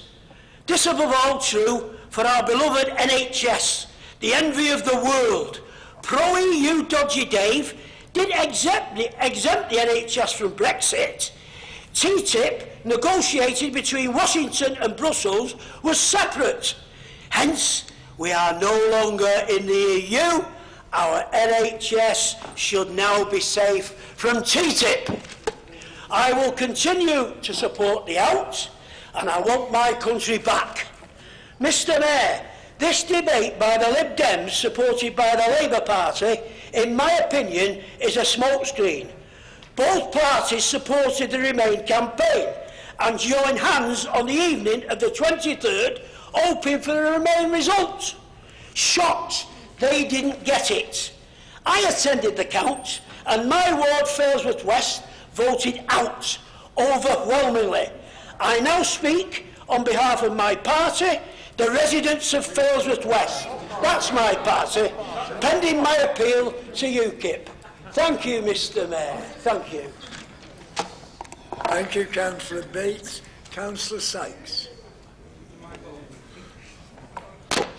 Thank you, Mr. Mayor. I was going to welcome the report, but now its findings and it's the fallout from the EU referendum. There's been a lot of rhetoric tonight. I'm pleased I wrote the letter to the Leader of the Council, and I'm pleased she agreed to put the report on the agenda. I'm also pleased we put it high up on the agenda. I'm not surprised by some of the comments we've heard tonight, because passions are high, and I accept that. And sometimes you have to agree to disagree. But everybody in this chamber is a Democrat, and you accept the result. I won't touch, because Councillor Jabbar, Councillor Mustag, and other people have talked about the potential impact it'll make for us in Oldham and Greater Manchester. What I'm interested about, or disappointed, I should say, with this report, is there's no action. It's just to note the report. So you might say, or Councillor Hudson might occur, we've had half an hour of hot air and there's no outcomes. So I'd like there to be some outcomes. The first thing, and we could have a fascinating debate about the mythical £350 million. What I want to know is we need to write to our new Prime Minister, a reminder that we're all here in Oldham, but we need to write her to guarantee or to make a claim to the monies that we were promised before that vote still come to Greater Manchester and still come to Oldham. Because I'll tell you, there's a very orderly queue forming and we are not in it yet. The Local Government Association at its conference last week made a specific plea that we be involved in this in terms of the implications of legislation we are responsible for, implement, enforce, and the financial implications. We need local government experts involved in the negotiation to leave. Very much so. But we also need to make sure at the table shouting for our two Pennythworth. Because the farmers already are, Cornwall already is, the Scots are, and a number of other local authorities already have, so we have. So I hope the leader will take on board, whether she wants to do it herself, I'm happy to put my name to it, maybe all, to just, can you honour the money that we were promised that's actually in programmes to help some of our young and most disadvantaged people get back into work? Can we guarantee those funds at least so we can get on and plan? Because the great danger of this is not losing the money, it's the uncertainty you might lose the money, that you have nothing happened and we will lose a generation. That's the first thing, Mr. Mayor. The second thing, and I think it is so important, and by the passions that spoke tonight, is I wonder, or I don't wonder, I'm suggesting, and I think I can do this, Mr. Mayor, having dug out my constitution, would be to move a procedural motion under 8.4 of the Council's constitution without wishing to curtail debate, but it's one of the reasons I didn't want to speak at the start, just in case people accused me of that, would be to request that the leader gives consideration to assigning a specific responsibility for this issue to a cabinet member, whether it's her or her finance portfolio or somebody who from time to time can consult with group leaders, inform us, consult and report back to councillors and, as appropriate, full council. This is the biggest, single, most important issue facing us in Oldham, and somebody from the politician side of things, and officers may want to take this on board on the other side, needs to be, they need to live, eat and breathe it. It's that important. So I'll formally move that as a proposal, Mr. Mayor, under 8.4. So that's referring this report to the leader so she can consider that she creates a cabinet responsibility, and it's not for me to be described who it is, that's a matter for the administration and leader, that this is the responsibility of an individual or a number of individuals within the administration of this cabinet. So those would be two concrete action. No urge on, that's why I put it here. I'm here for looking after the interests of the citizens of this borough. I'm deeply disappointed at the result, but we are where we are, and I'm a Democrat. So we have to get on with it. But we do need some action. We do need some action. I've suggested a letter, and I'll formally move the proposal I have that we create a cabinet responsibility for this. Right, do we have a seconder for that motion? I formally second the motion and reserve my right to reply. Thank you. Thank you, Councillor Blythe. Councillor Stretton. I'm happy that we should write to the Prime Minister. I'm happy that that should be jointly signed by myself as leader and by Howard as the leader of the opposition. And I think the suggestion that we have somebody take lead responsibility for this, I think it is something that, because it will impact on every portfolio, I think each of the members of the Cabinet will have some responsibility, but it is a good idea to have somebody take lead responsibility. So I will ask my Deputy Abdul Jabbar to do that, because he holds a finance portfolio, and obviously that is one of the most serious impacts. It will be on the financials. Thank you. We need to put that motion to the vote. The motion is to appoint somebody. Oh, sorry. You're right to reply. Thank the leader for a mature way we've dealt with this, the pair of us, despite the utter and the emotions of everybody else. And I think we've got two sensible outcomes from this report being on the agenda tonight. Thank you very much. And I'd urge all members to support the motion. Thank you. We'll put that motion to the vote. All in favour? Against? Are there any abstentions? That would appear to be unanimous. Thank you very much. Item 9 is complete. Mike, Mr. Mayor. Mike. Item 9 is complete. We move to item 10. The Youth Council, who have been very patient, waiting for us, would you like to come to the lectern?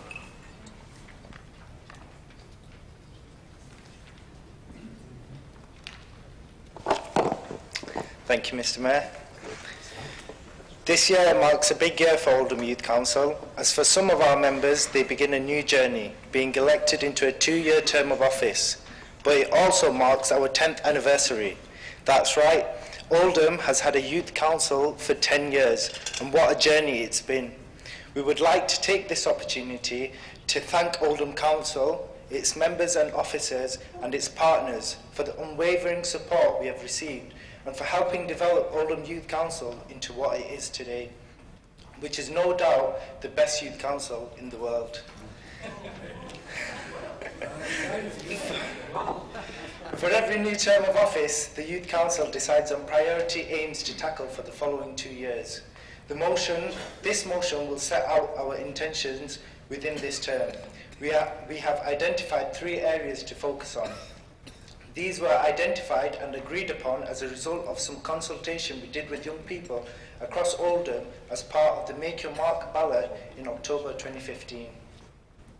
We will have a priority theme, a priority issue and a priority campaign. Our priority theme for this term is to improve the health outcomes for young people. In a report published by Public Health England in 2016, it states that the health and well-being of children in Oldham is generally worse than the England average. We as a youth council recognise that good health, both physical and mental, is vital to ensure individuals are able to lead happy, productive and successful lives. Health has been a priority for the Youth Council and our fellow Youth Voice family members in the Children in Care Council and the Barrier Breakers for a number of years and will continue to be so. We will continue to work closely with a range of organisations and partners to help shape and influence the health agenda for children and young people. We will continue to strengthen our working relationship with the CCG, Public Health and other health organisations to develop mechanisms and opportunities for young people to be central in the decision-making processes and to ensure the voice and views of young people are reflected in the health services we receive. We will be carrying on with our Kaching funding stream with a focus on health outcomes for children and young people. This includes providing small grants for health-related projects that we have already allocated funding to 27 projects across Oldham for this year. We have continued to commission Kooth.com, the online mental health service for children and young people, as this service continues to be a well-used and effective resource. Kooth has reported that 100% of young people who use the Kooth service prefer online counselling over face-to-face counselling, showing clearly that there is a need for this service. We are looking forward to working further with commissioners as health services develop further and to be further involved in the commissioning of services for children and young people. We are particularly pleased to carry forward our much-loved and successful Isle of Mead branded initiative for another term. This will focus on promoting positive health message via a range of activities, events and consultations. We are also working closely with Public Health on the Making Every Contact Count programme and developing MECC resources specifically for children and young people. Our priority issue will be learning for life. In May 2013, a report by Ofsted concluded from a survey of 50 schools that while learning in PHSE lessons was good or better in 60% of schools, it was inadequate or required improvement in the 40% of other schools. We believe that our education will be greatly improved if it includes the teaching of life skills that have Sorry, it's my first time doing this, I apologise. We believe that our education will be greatly improved if it includes the teaching of life skills that are vital for the growth and development of young people. We believe that education should fully prepare us for adult life, and which should include teachings of citizenship, social and health education as part of the core offer in every school and college. We want all young people to have the opportunity to learn about political education, democracy, sex and relationships, cultural awareness, community cohesion, financial literature, sustainable living and active citizenship. We want to be able to enhance fantastic English, maths, science, humanities and arts qualifications with the knowledge of how to manage money, how to vote, how to open bank accounts, how to gain meaningful employment and prepare for interviews and so much more. We will continue to work closely with the Oldham curriculum offer and help to shape this offer for Oldham's young people. We will consult with Oldham's head teachers and governors to use this consultation to develop ideas and recommendations for how schools and colleges can best help the young people of Oldham to learn for life. Lastly, our priority campaign, in which we hope to tackle discrimination. In a report published by the Home Office about hate crimes, it is reported that 52,528 hate crimes recorded by the police in England and Wales in 2014 to 2015 is an increase of 18% compared to 2013 to 2014. We can no longer let this figure rise. Action needs to be taken to solve this issue. We intend to do this by launching a campaign to promote the understanding and to help reduce discrimination levels. In a consultation with young people, found that discrimination is still a very much concern for young people. It was voted the national campaign by the United Kingdom's Youth Parliament. In a recent Youth Council meeting, we found that every member of the Youth Council had faced or directly witnessed discrimination in the past 12 months, and that's within our relatively short lives. This is unacceptable. We want to grow in a society free from that kind of hatred. We understand that there is a wide range of forms of discrimination, and we intend to focus on those most prevalent for young people. We will take a large consultation with young people and organisers across Oldham to identify the most common experience of discrimination. We will launch campaigns across social media addressing this issue and raising awareness and understanding.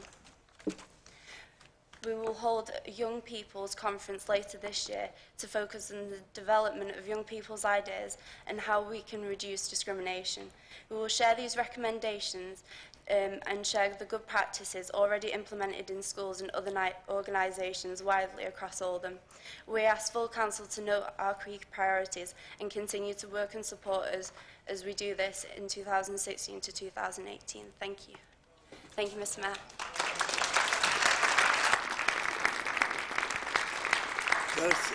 Does any member wish to speak? I have two.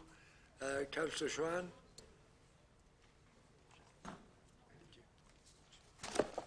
Thank you. Sorry.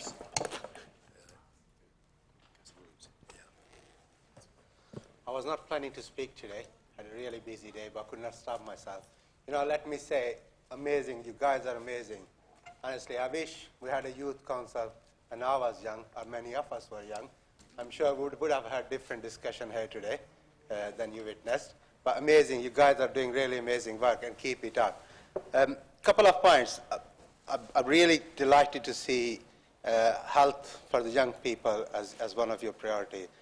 Teach us how to talk to you guys, because you speak different language than us, or many of us.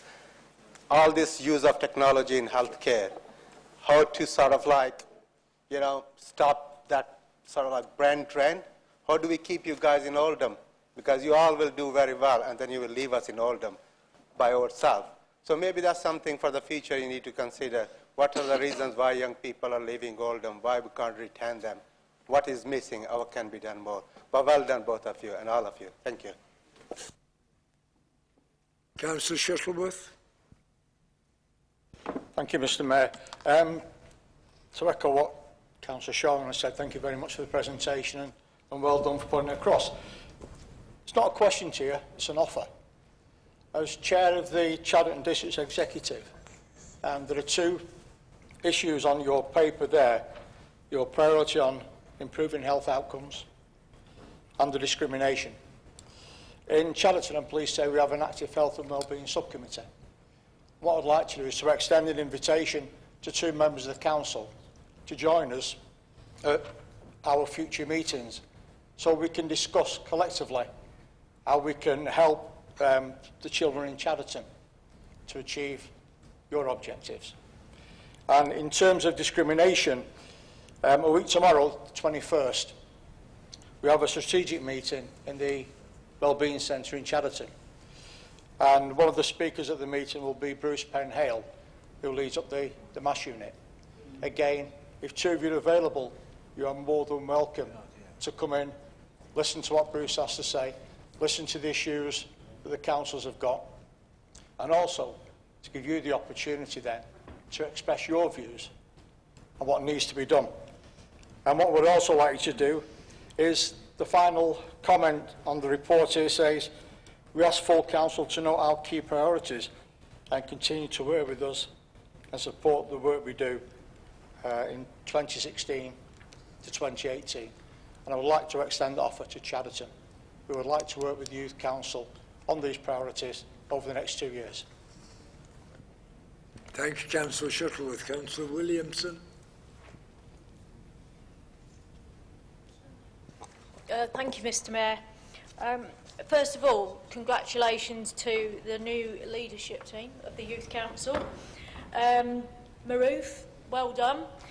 Amber, you did a fantastic job. Don't worry about it. You will live and learn, and if you learn from the man standing next to you, then you'll be absolutely fantastic. And also, obviously, congratulations to TJ. As a team, you'll all be on fire, not just you, Maroof. Anyway, really good to read what you're going to be doing over the next couple of years, and they sort of are in line with some of the stuff that across the council that we want to do for young people. I know the administration does, and I know that we believe in that as well. The previous 2 years, you did some fantastic work, and I just wonder whether you're going to put forward, perhaps on your website or Facebook page or whatever, some of the key outcomes that happened from the last 2 years, so that people can see what we know, that you do some fantastic work, but you need to get the message out wider. So it would be really good to find out, you know, who did you target, what happened because you did that, how many people, etc., young people, you know, where did you go and stuff like that, as a comprehensive report, I suppose. And we really look forward to hearing about some of the stuff that you're going to get up to in the next 2 years. So congratulations once again, and you know that you have the full support of the Liberal Democrats, and we'll be there to support you all the way. Thank you very much. Councillor Dearden. Thank you, Mr Mayor. I'm Chair of Oldham Health and Wellbeing Board, so really pleased to read your recommendations about improving health outcomes for young people in Oldham. That's great. I want to echo Councillor Chowan's comments as well about how important it is to listen to young people and hear what you're saying about health and how we get our messages across. And the Health and Wellbeing Board does invite Oldham Sixth Form College, you may have been involved in those, who have done some peer consultation with Health Watch, and they've come and talked to us about issues that particularly concern them, like teenage pregnancies, like smoking, like young carers, and we've learnt quite a lot from that. So again, I'd like to offer that opportunity for you sometime in the future as a youth council to come and talk to us. And particularly pleased that you've picked mental health as a key concern, because that is one of our 4 main themes for Greater Manchester, for the devolution of health and social care, and trying to make it as important as physical health. And I know that for young people it is quite a concern about mental health, so thank you for that. Thank you, Councillor Dearden. Just before we finish, Maroof made the statement it was probably the best youth council in the world. During last year as Deputy Mayor and the 8 weeks I've been Mayor, I've taken the message of our youth council out into other boroughs.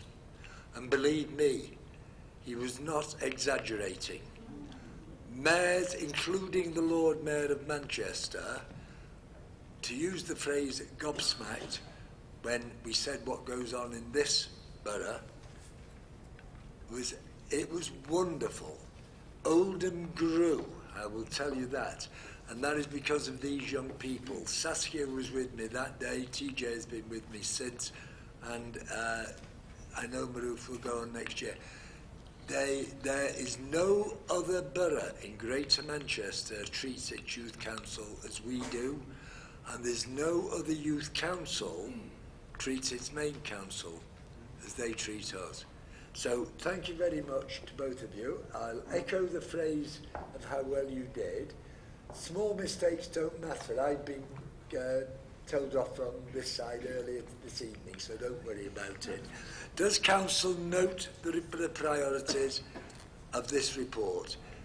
Agreed? Anybody against? Thank you very much. Thank you.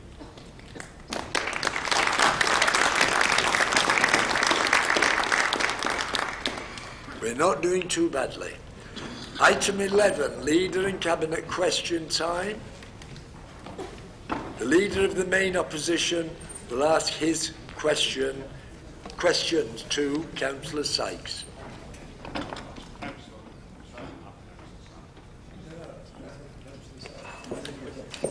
No, you said Ada. It doesn't matter. It doesn't matter. See, just shows to them young people we can still get it wrong. My first question tonight, as we approach the end of the school year, and it's quite a long ramble before my question, Mr Mayor, is about the concerns about the Oldham Education Commission and what I consider to be the pathetically slow progress made in implementing its recommendations.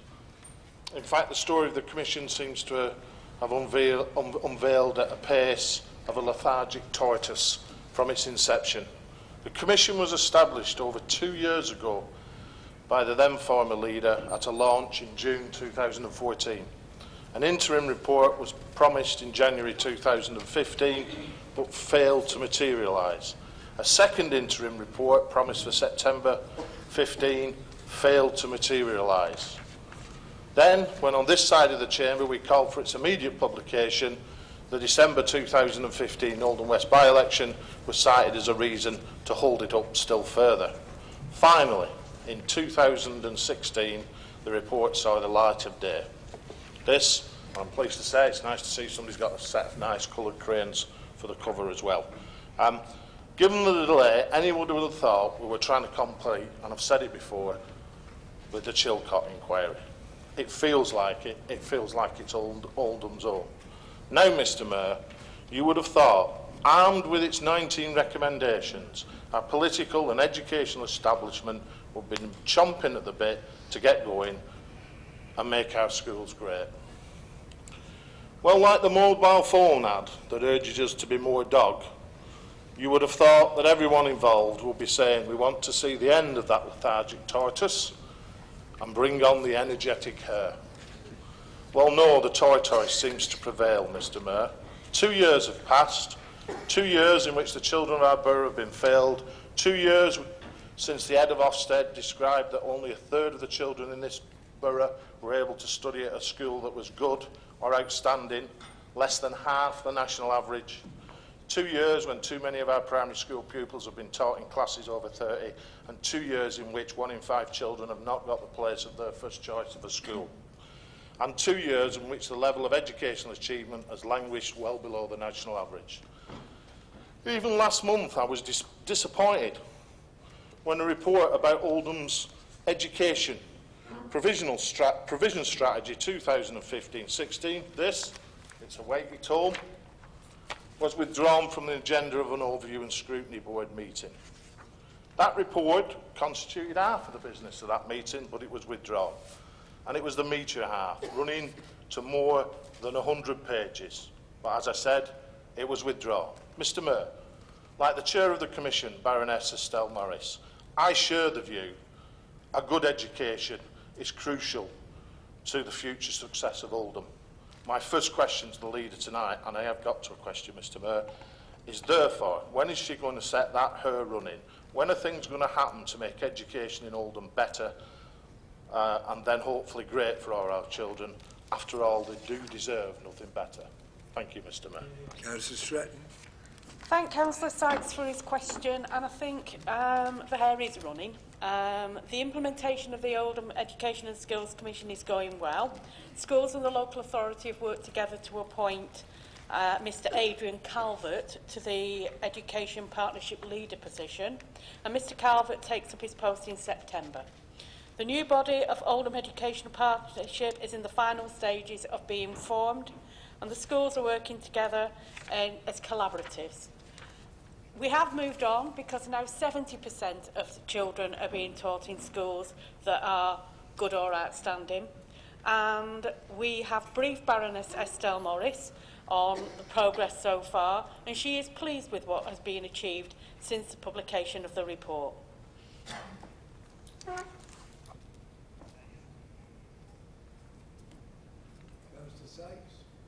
Thank you, Mr Mayor. Thank the Leader for the answer to the question.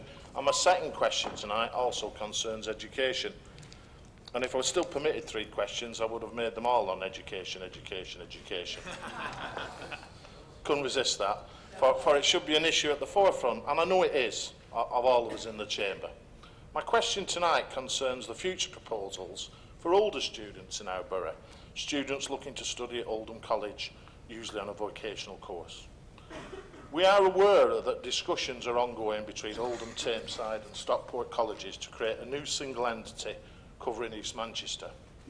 Oldham College seeks to provide a range of technical and professional courses in our borough to local students. And we are aspiring as a borough to create a highly skilled workforce for the future. Or that's what we say we are doing.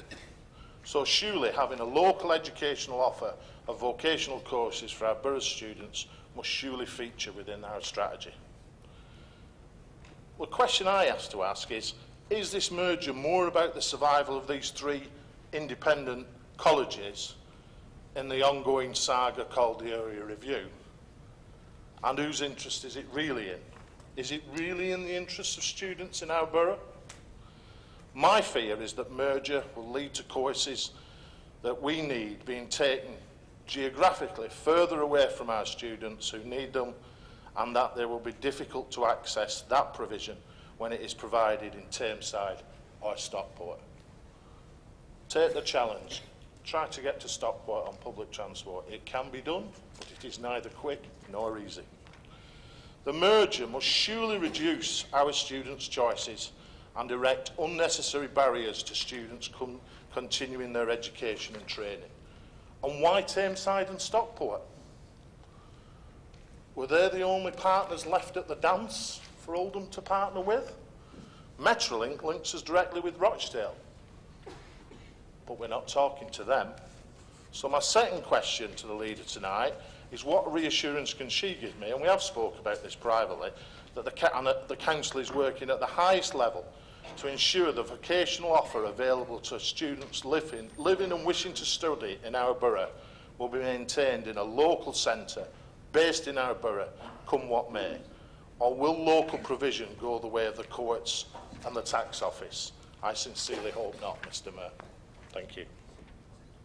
Thank you, Councillor Sykes. 1 moment before the response.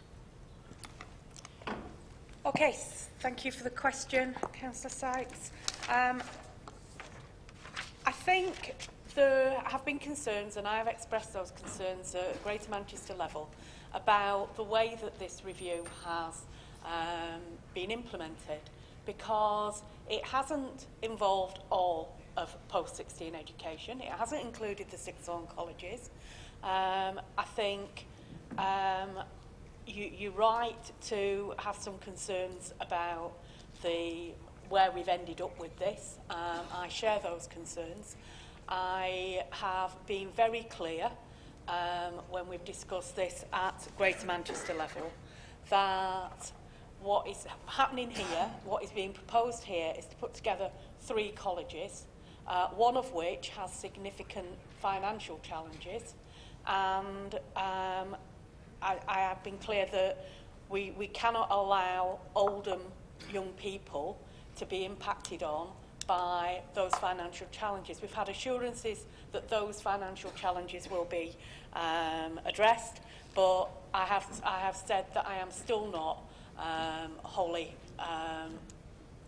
my fears are still not wholly allayed, and that is because we need to ensure that the practices that have allowed that to arise in the first place are not going to be allowed to continue in the college going forward. So those are some of the concerns. Rochdale has been in conversation with the three, and it is still possible that Rochdale will be one of the colleges in that collective. There is also there are also some issues around, and again I've expressed this at Greater Manchester level, there are also some issues around what might happen when we get the technical college that is due to come. And I've been very, very clear that if we are to accept this going forward, then we have to commit to every single decision we make going forward about further education in Greater Manchester has to be made in such a way that it does not undermine whatever is put in place as a result of the of this review. Thank you, Councillor Stretton. Councillor Hudson, do you have a question? Thank you, Mr. Mayor. I want to ask the leader a question, and whilst I do appreciate that local government have had some very difficult decisions to make in recent times regarding cuts, I would ask the leader, if it's possible, if she could ask the Cabinet to think again about the decision on refuse collection going to 3 weeks. I do notice that on the agenda tonight there's a Lib Dem motion about pest control and rats, and I'm making no comments because I just think that with this difficulty it's going to add to the fact that people are going to say, well, if we've got these kind of problems, why are we altering the refuse? Now, I know it's a problem, but I think at least they could go back and tell us and look at the list of things we spend money on and see whether there should be some convincing arguments to say to the people of Oldham why this is the way to save the money. Because if you look at it, there are some people in this metropolitan borough and in many other metropolitan boroughs that get to an age where, other than empty the bins, they get nothing else for the council tax. So they do feel very aggrieved. And it's as much for everybody around this council sake as anything. This isn't a political point.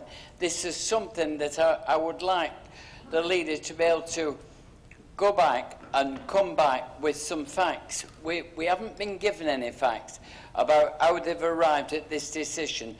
And I can tell you, Mr. Mayor, it isn't a very good one, because people are very upset about it. And I think we should at least give some background to it. Thank you. Thank you, Councillor Hudson. Councillor Stretton. Thank Councillor Hudson for his question.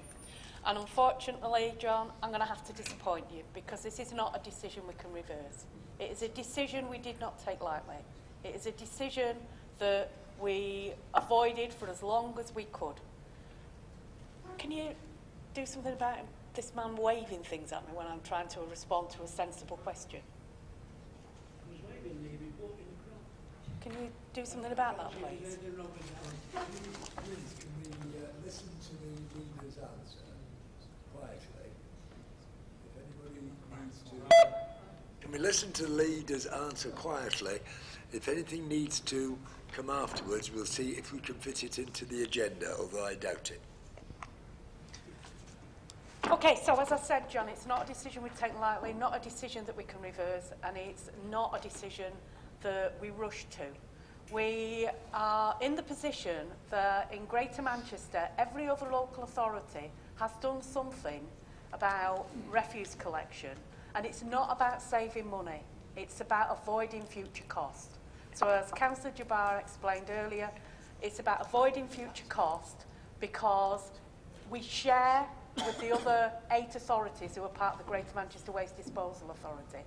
We share the cost of things that are sent to landfill. If we don't do this, when all the other boroughs have either done this or they've introduced smaller bins, then we will take up a bigger share of the cost of waste going to landfill. And that means that we will increase by 3.5 million the money that we need to find. And there's nowhere to go to find that because, you know, we can't increase council tax by a sufficient amount to even cover that. And we've already got to, because the government told us to raise 2% each year to cover the increased cost of adult social care. It's really important to stress that the food waste will still be collected weekly.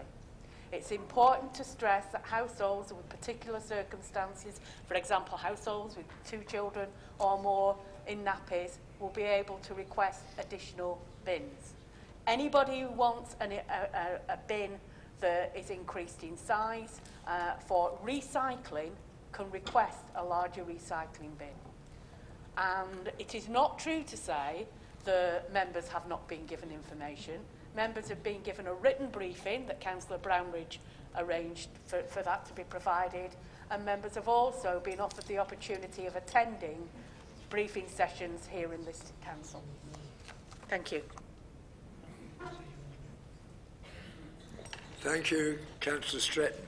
I remind members that full council agreed, following the leader's allocated questions, they will be taken in order which reflects the political balance. I have advanced notice of questions, and the first is from Councillor Fielding. Thank you, Mr. Mayor. I don't feel like we've had quite enough questions about bins tonight, so here's another one. The number of notifications I've been receiving about incomplete refuse collection rounds, particularly green bin waste, seems to have been higher so far this year than in previous years. Can the Cabinet member responsible explain why this is, and if the source of the problem has been identified, what can we do to address it? Thank you.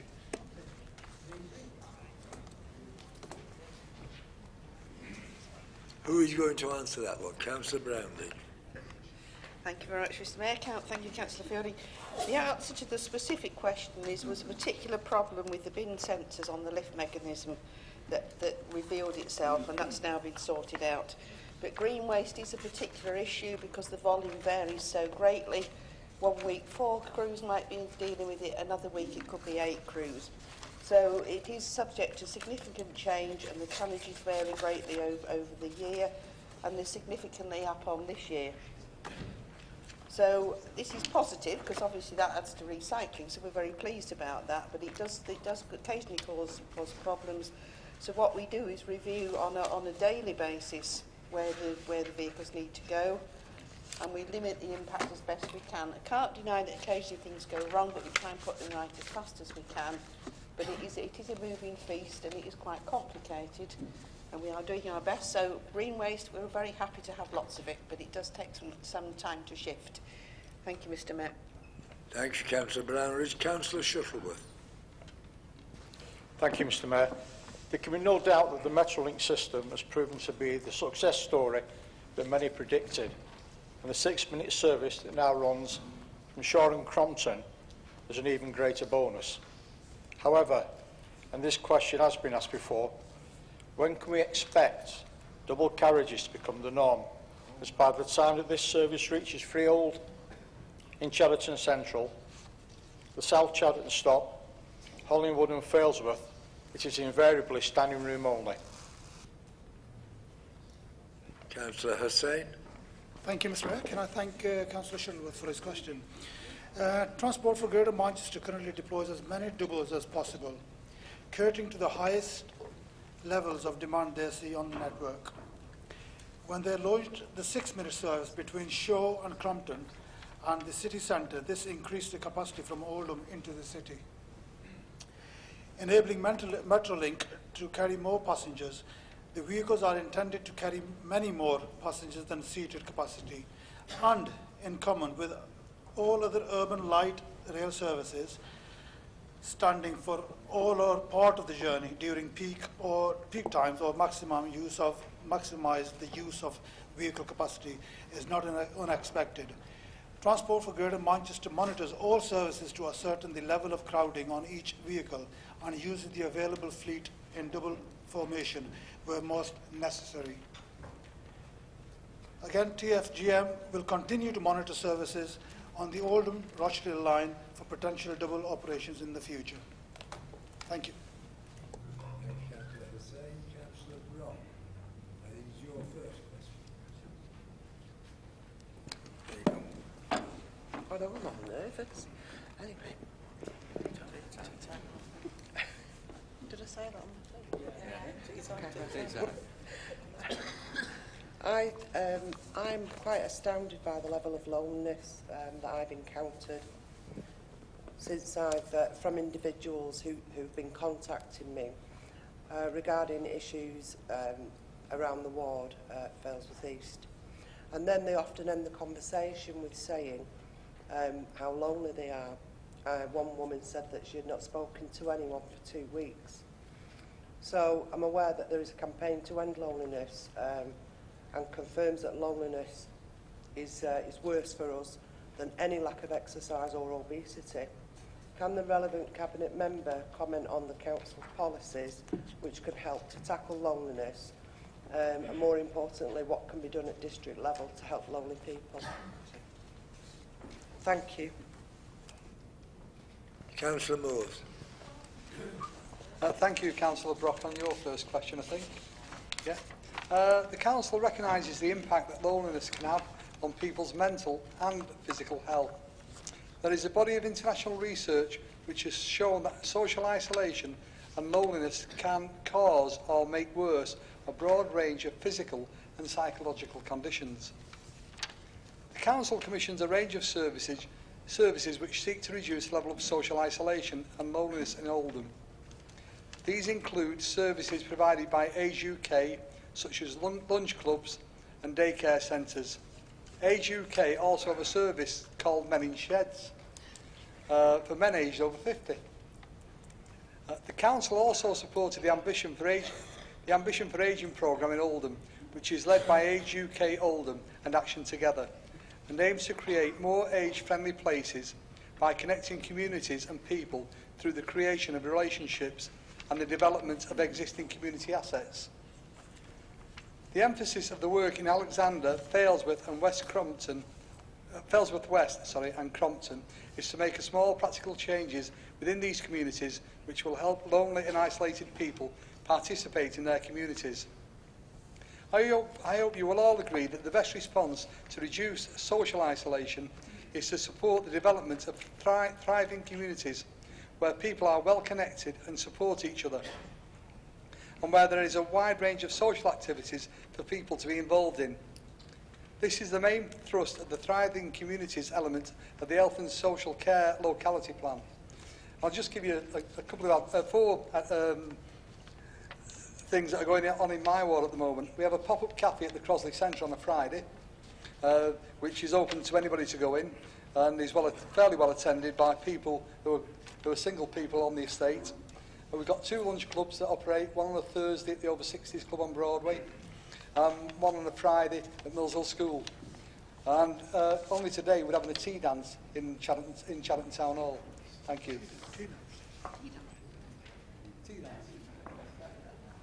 you, Councillor Moore. Councillor Harkness. Thank you, Mr Mayor. In light of the news that certain residents intend to pursue a judicial review in relation to the proposed development of a new Saddleworth School in Diggle, can the Cabinet member please tell me how long it is anticipated the review will take and how much longer the children of Saddleworth will have to wait before they are able to study at a state-of-the-art modern facility instead of the building that is crumbling day by day?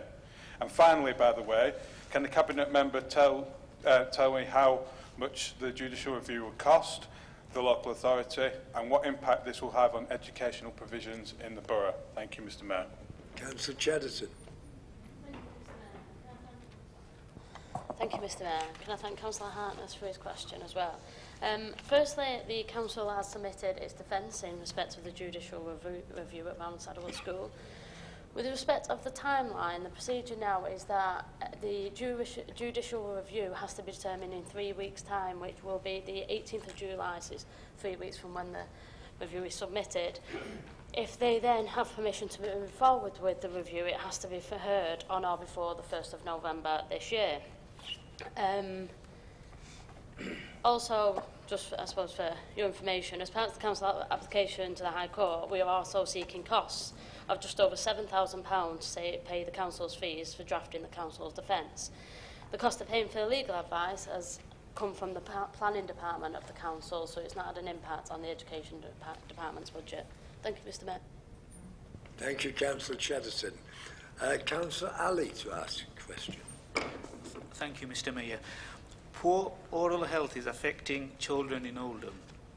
It has been reported hospitals are spending £35 million a year on children's rotting teeth. That's throughout the UK. There are fears that youngsters' sugar addiction is spiralling out of control. What actions are we taking in Oldham to promote good oral health? Councillor Moores. Thank you, Councillor Ali. Oral health has an important role in the general health and well-being of individuals. Poor oral health can affect the ability of children and young people to sleep, eat, speak, play and socialise with other children.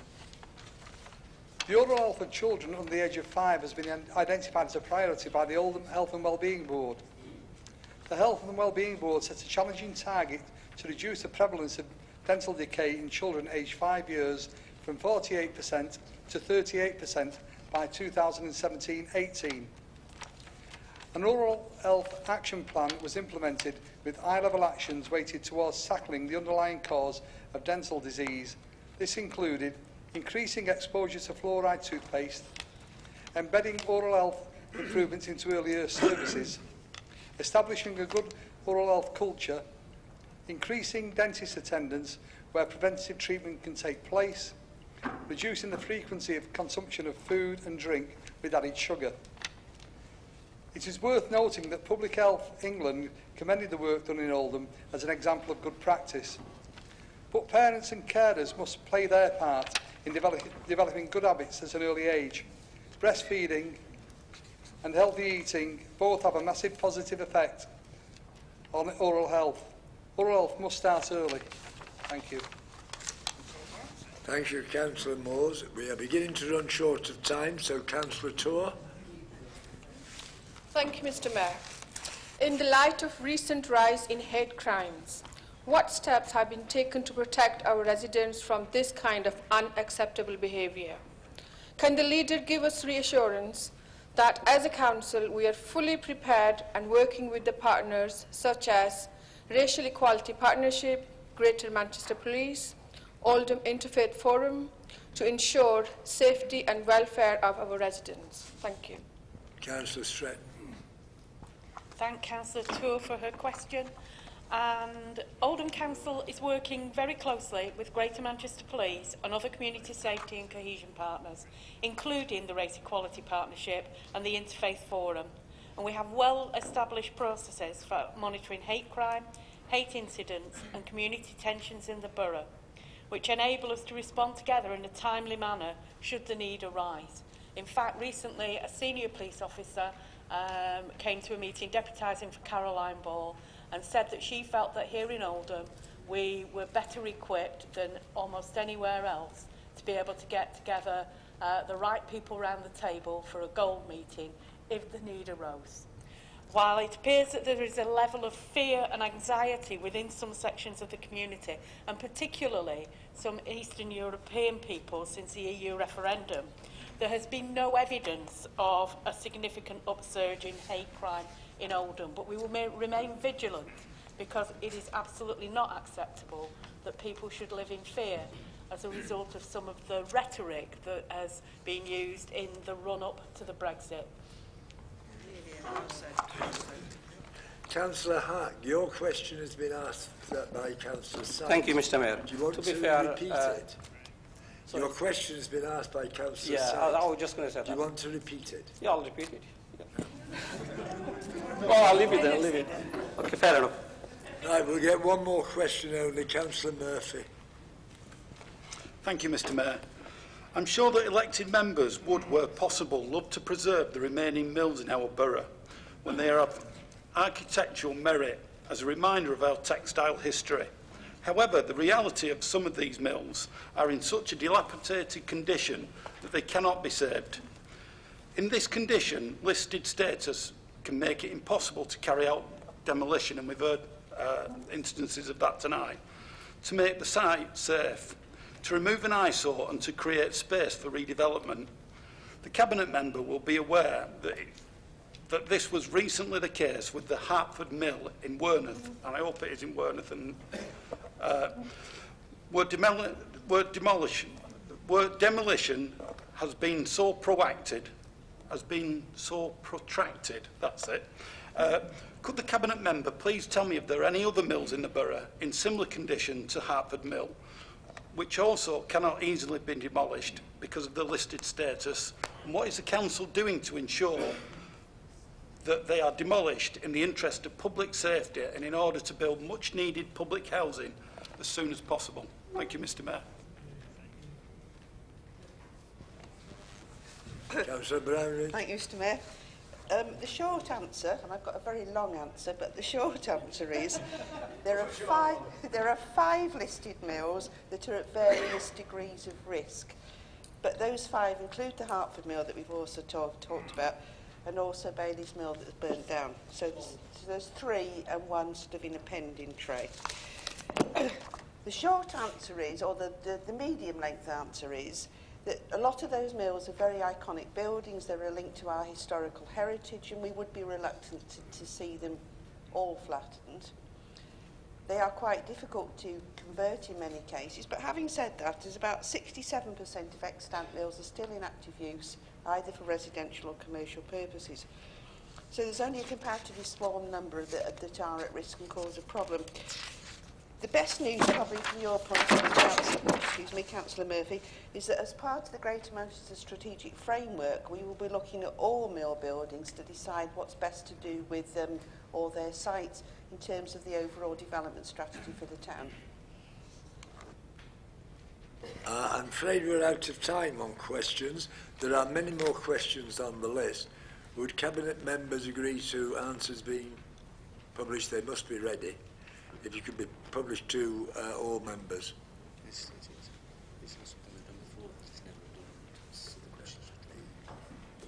We'll see if we can get something. Before we go on to item 12, I have to advise you that the new Prime Minister has appointed Boris Johnson as Foreign Secretary. No, this is the information I've just been given. And Philip Hammond will be the new Chancellor of the Exchequer. We'll now go on to item 12, questions and observations on Cabinet minutes. Can I call on Councillor Stretton to move and Jabbar to second? The Council notes the minutes of Cabinet as circulated. Move, Mr Mayor. Seconded, Mr Mayor. Thank you. Do members of Council who are not Cabinet members have any questions on the minutes?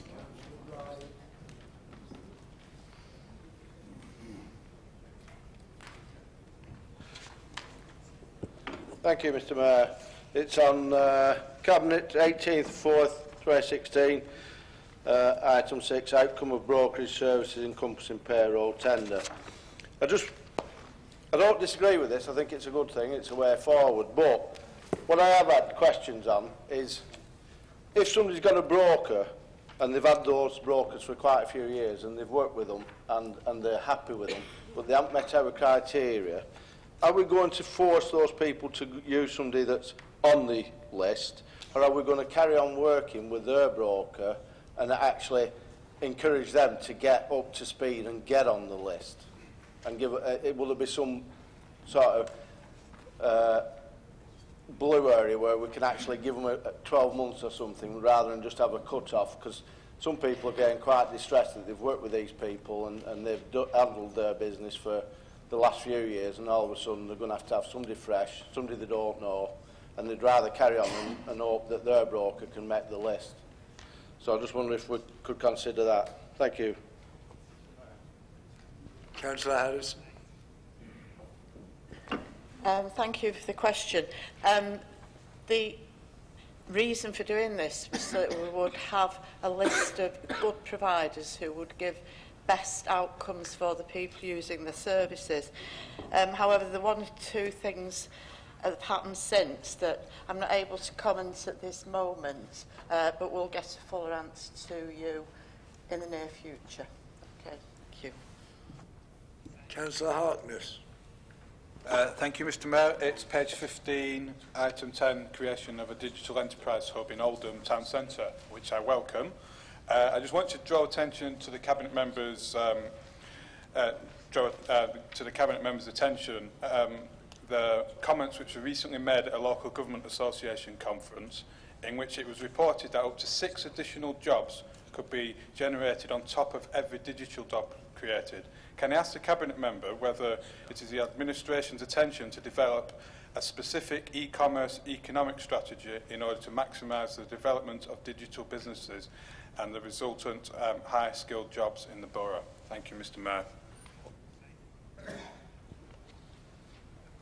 Who would answer that? Councillor Strett? I think you'll find that that's largely covered in our strategic investment framework. Councillor Raymond? Yeah, Cabinet minutes on the 21st of March 2016, page 14, item 8. The education policy, I was just wondering if the recommendations from the Education Commission have been implemented in this, and is that part of the policy, and if I can have further information on that via email. Thank you. Councillor Chatterton. Thank you. Thank you to Councillor Bowman as well. With regards to all 19 recommendations from the Oldham and Education Skills Commission, they are all in the process of being implemented, so to speak. We are well on with some of them. As Councillor Stretton said before, we're already increasing our Ofsted ratings as every month goes by. I will say, though, the first overview and scrutiny after September, the implementation plan for the Oldham Education and Skills Commission will go to that, along with the provision strategy.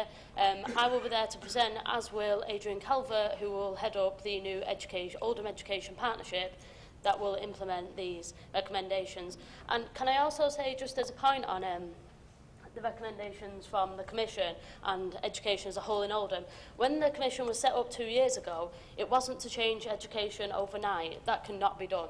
The point was for Oldham Education Commission is that in 2020, we look back, and in Oldham, our children are fundamentally better educated in 5 years' time than they were before that Commission came along. So it won't be a quick process. It will be a lengthy process. There's a lot of uncertainty nationally. The SATS results, the GCSE results, the changes to Ofsted, so things out of our control as well. But as I say, this is a long-term view about changing the fabric of the borough and the education for our children. But as I say, you are more than welcome to attend the scrutiny in September. Thank you. Thank you, Councillor Chatterton. Councillor Turner. Thank you, Mr Mayor. Item 14, page 18, it's just an observation on the business improvements grant schemes. Myself and my colleagues welcome the enhancement in the payments. This is what we originally asked for, and is more in line with what the local elected members felt were necessary to make meaningful improvements to the shop fronts. Better late than never. Thank you.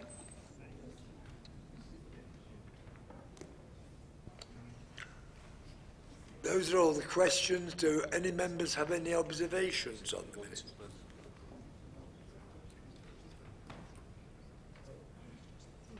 Sorry, does the member wish to respond to Councillor Turner? Me. You. I'm glad that the Shaw and Crompton members are pleased. It's a shame that it had to be acknowledged in such a grudging fashion.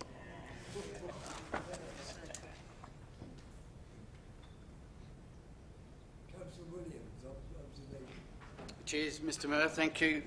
Colleagues, I'm referring to the minutes of the Cabinet from the 21st of the 3rd, page 16, item 12. Mr Mayor, I just wanted to say how I wanted to support the Cabinet Investment Programme. And when you look at those words, Mr Mayor, and those small paragraphs, you think there's not a lot going on there. And you look at that, Mr Mayor, and you're thinking, from a council point of view, sometimes I ask myself, how effective are we as being as local authority councillors? And you're thinking, we've had austerity, we've got new change of government, we've got Brexit, and yet these big-time guys in the trench in front of me are making some of the most difficult decisions that any local authority could ever embark on.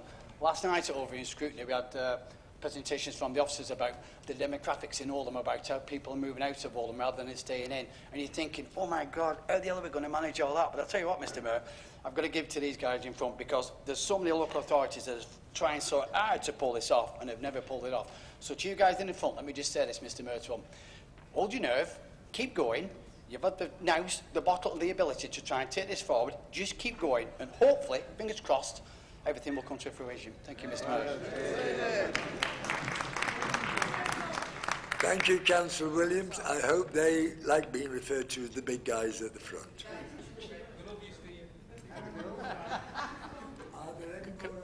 Can I comment on that, please? Councillor Jabbar, yes, you can comment. Thank you very much, Mr Mayor, and thanks to Councillor Williams. He always contributes in a brilliant, passionate way. Thank you for that. I think, Mr Mayor, a lot of people underestimate, certainly in some political quarters in this chamber, what we've done with our capital programme.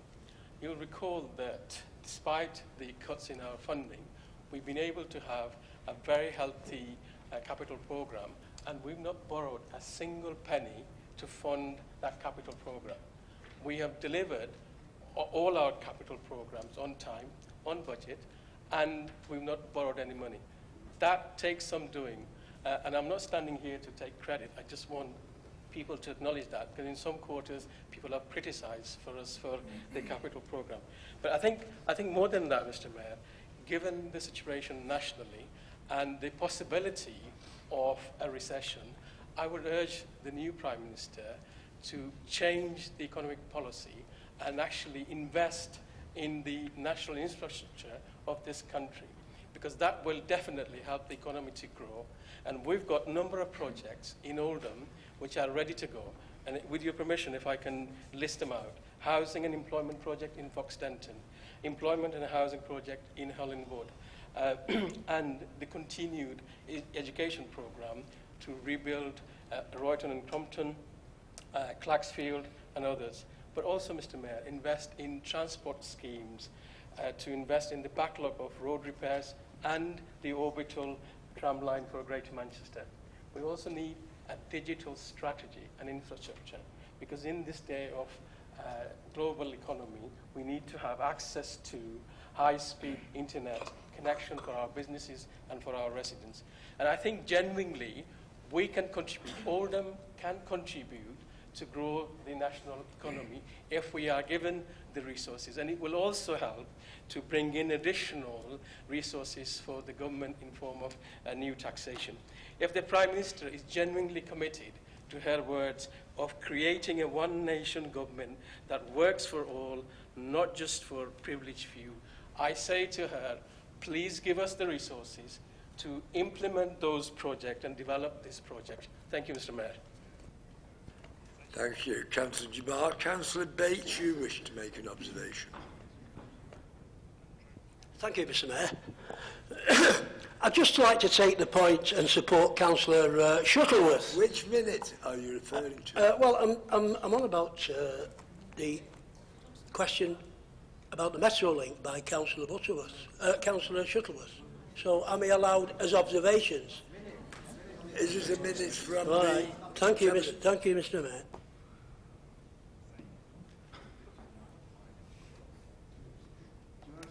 Are there any more observations on the minutes?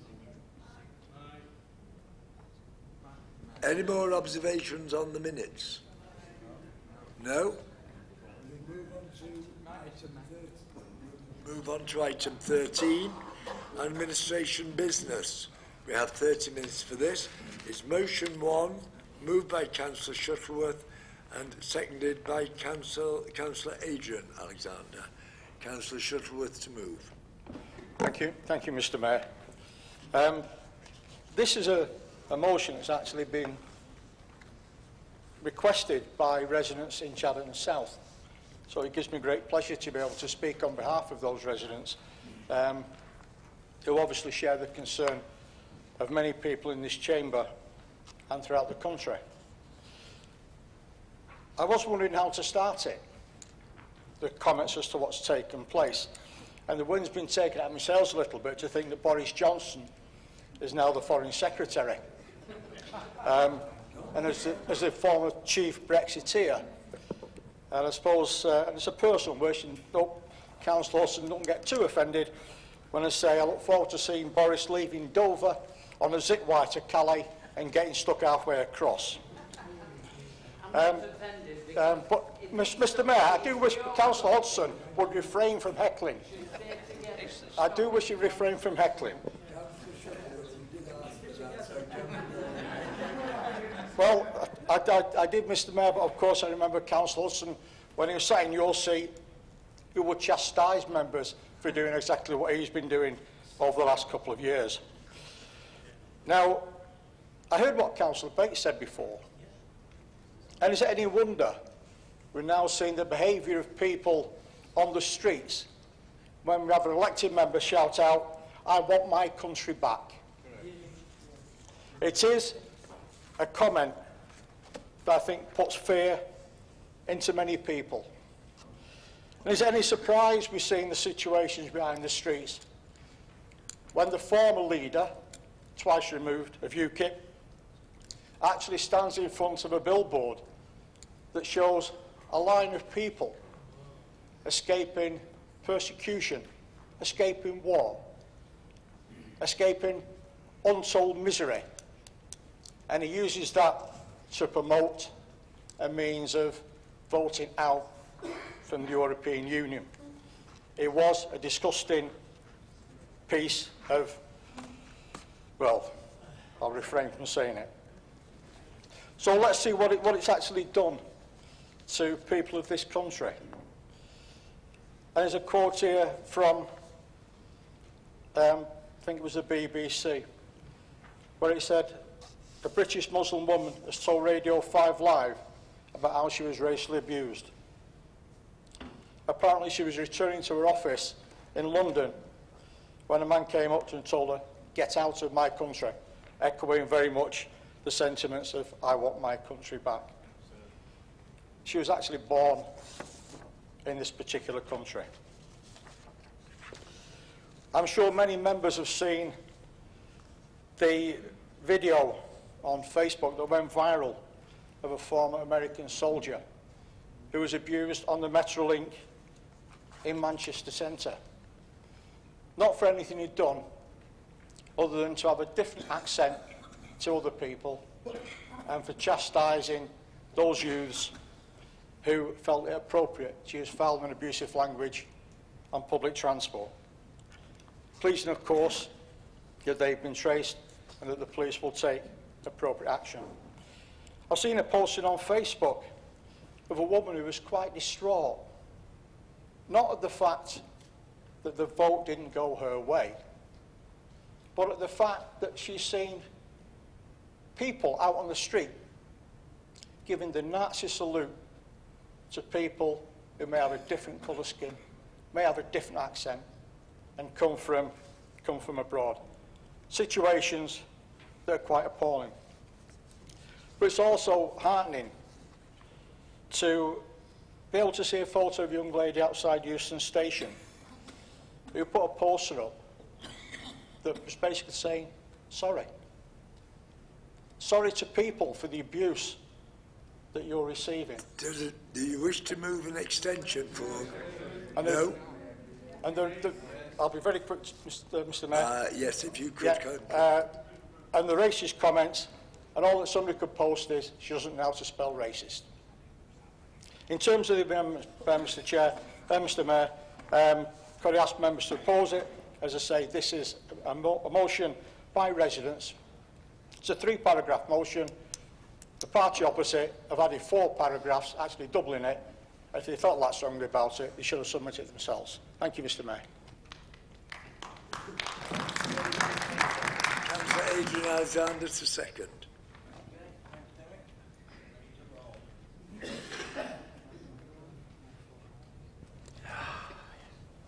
I would like to second this motion by Councillor Graham Shuttleworth that we are proud to live in a diverse and tolerant society in Oldham.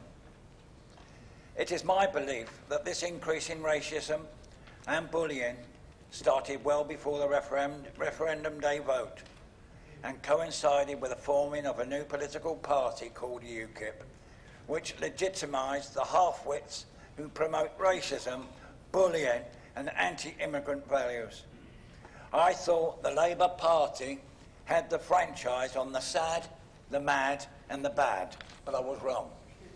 We are miles behind, thank God. In conjunction with my trade union Unite, I would like to make this statement to everybody here and to Oldham. We have called for cross-party political action to condemn those who have abused migrant communities and workers in the days since the UK voted to leave the European Union. The Unite Union also vows that it will be redoubling its efforts in workplaces and communities to challenge those seeking to spread fear and hate after numerous incidents of hate crime and racial abuse were reported. We will also like to support our communities and workers of all nationalities and stop the flames of xenophobia and racism found by some during the EU referendum campaign and must not be allowed to sow division in our communities in Oldham. Our nation's values of tolerance and respect will not be destroyed by those who want division. People should be in no doubt that we will continue to confront racism and tackle the haters who seek to divide our communities.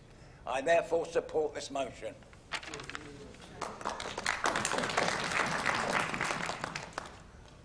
Councillor Gloucester, you wish to move an amendment? I do, thanks, Mr Mayor. We fully support this motion, but I propose on behalf of my Oldham Liberal Democrat group colleagues to extend the motion by means of the amendment that has been set out in your papers. Since 2001, much has been done in this town to combat what was then a town at boiling point, with xenophobia and racism publicly displayed upon our streets, fuelled by both people from within this town and from out of town, specifically coming to Oldham in order to publicly display their hatred. Oldham is now a better place to live, work and socialise. Supposed experts have come and gone telling us, the diverse community of Oldham, how we need to live our lives, but they're no longer here, but we are, and we all have to work and live together. If you look round this council chamber, you'll see diversity in action. This council is now one of truly worldwide proportions. If we take the young people from the Youth Council tonight, one striking thing that they said was every member of the Youth Council in the last year has faced or witnessed discrimination. But everyone who lives in Oldham has a right to live their lives in safety and peace, no matter what their ethnicity, sexuality, disability or particular diversity is, as long as they act within the law. No one has the right to abuse or attack another merely because they're different. Although we are a far more tolerant town than we were 20 years ago, we still see on a regular basis in the Oldham Chronicle examples of where peaceful citizens have been attacked and abused merely because they're different. The European referendum that has been touched on has reignited hate in some quarters.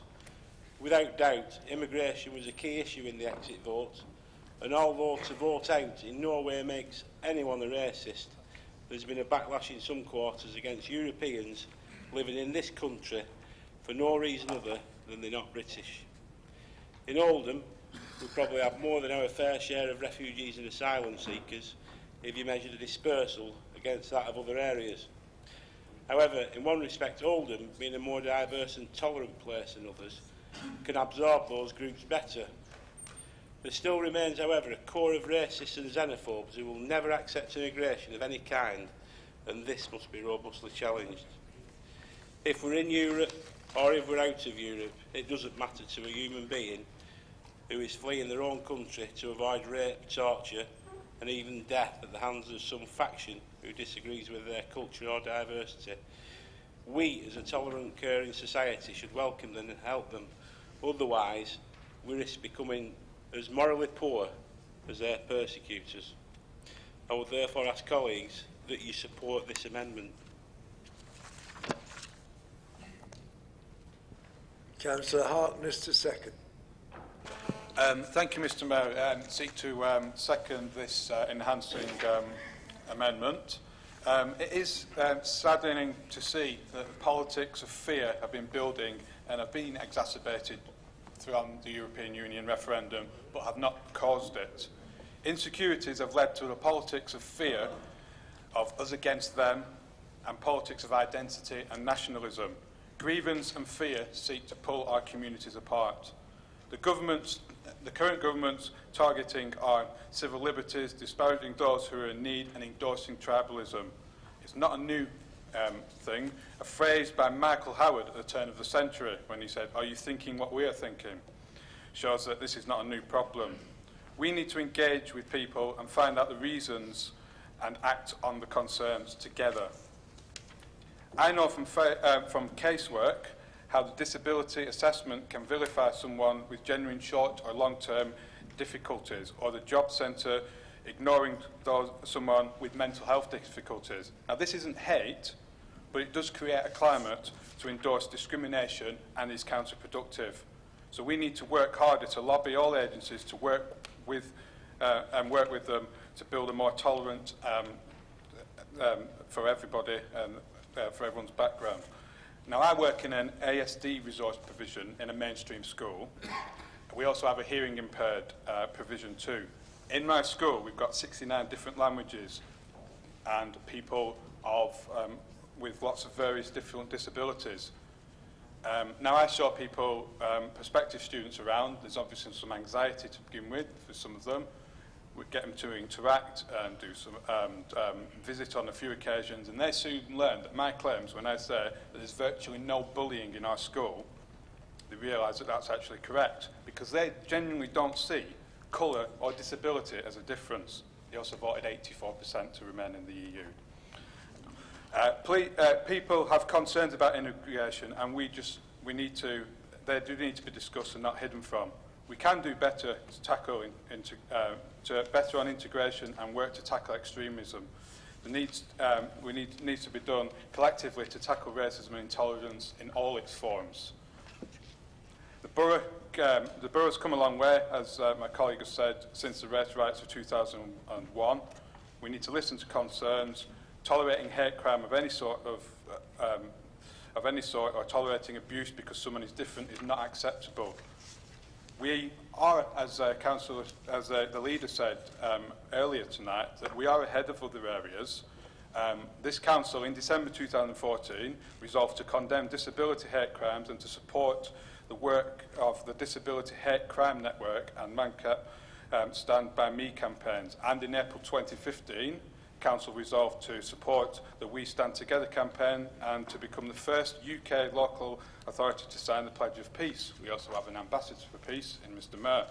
So we now need to look at challenging prejudice, hate and neglect of stereotype, run activities to celebrate diversity and to highlight the positive contribution that everyone makes in our society, support a new campaign to encourage the public to report hate crimes and to remind potential and actual participants that hate crime are still against the law and that they are treated very seriously.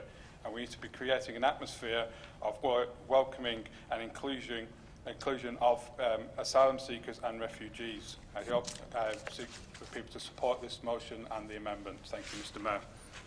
Thank you, Councillor Harkness. Does any member wish to speak on the amendment? I have two wish to speak on the motion.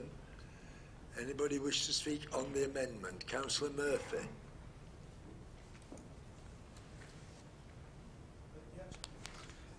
Thank you, Mr Mayor. I rise to speak on the amendment. I'm continually appalled by some people's attitude to others, whether that is people in their community or celebrity or politician. This should not be happening. We should not be belittling people or attacking them in words or violence. This borough has worked hard to stamp down on xenophobia, racism, sexism, homophobia and disablism. As it states in the amendment, we have not only supported the work of the Disability Hate Crime Network and MENCAP Stand By Me, but we are the first UK local authority to sign the Pledge to Peace, something my colleague Councillor Harkness has mentioned. The majority of us in this council chamber are on social media, and I'm afraid to say that these tools have enabled more people to express their frustration. Recently, we have seen an increase in these keyboard warriors posting rubbish and tying that in with the campaign for Brexit. Now they've got the wish, and it still continues, but they feel that they have a bigger mandate to carry out these attacks, death threats and trolling, to name but two. We need to challenge this and reassure people within this borough, wherever they come from, that they are welcome to live here and are valued members of our community. I ask you to support the amendment. Thank you, Mr Mayor. Anybody else who wishes to speak on the amendment? Councillor Shuttleworth, do you wish to use your right to reply? This is on the amendment. Nothing. Councillor Gloucester, do you wish to use your right to reply on the amendment? Seconded. If there's a move to the vote, it's got to be seconded. Yes. We've had somebody move to the vote. Seconded. All in favour of the amendment? Against? I don't think we need to count. The amendment is lost. We return to the original motion. I have three people who wish to speak. Councillor Kaiser-Raymond. Thank you very much, Mr Mayor. I'll be very brief. The Labour Party has always been at the forefront in fighting against racism, and I welcome this motion by Councillors Shuttleworth and Alexander. We live in a great nation which is rich for its diversity. The right-wing tabloids have again and again attacked Muslims in their headlines. Their headlines have been Islamophobic and quite horrific, and this is quite often. At no point should we fail to protest against these headlines. Nobody is ever born racist. Racism grows when it goes unchallenged, and I believe everybody in this chamber, and I'm sure everybody in this chamber, will challenge racism where they see it, and hopefully we can live in a more tolerant society. Thank you, Councillor Kaiser-Raymond. Councillor Mustap. Thank you, Mr Mayor. Mr Mayor, I unequivocally agree with the motion as written. Racism, xenophobia and hate crimes of any nature have no place in Oldham. We are a tolerant and diverse community, and although there may be a rise in hate-related crimes, this is down to a misguided minority, not the accepting and tolerant majority. Mr Mayor, news reports of hate crimes following the EU referendum focused on members of the general public. However, I think the irresponsible behaviour of some politicians should not go unmentioned. Dehumanising a race or vilifying victims of war, as my colleague has already alluded to, for personal or political gain has no place in this chamber, this town, and I repeat, in this chamber, this town, this region, this country, or even in this era. But clearly, some politicians want to drag us back to a darker time and a darker place, a time and place filled with hatred, inhumanity and persecution. I must stress at this juncture that we all have the right to disagree. We all have the right to hold different values, beliefs and opinions. But there has to be some decorum and responsibility in the way representatives conduct themselves and any campaigns they run.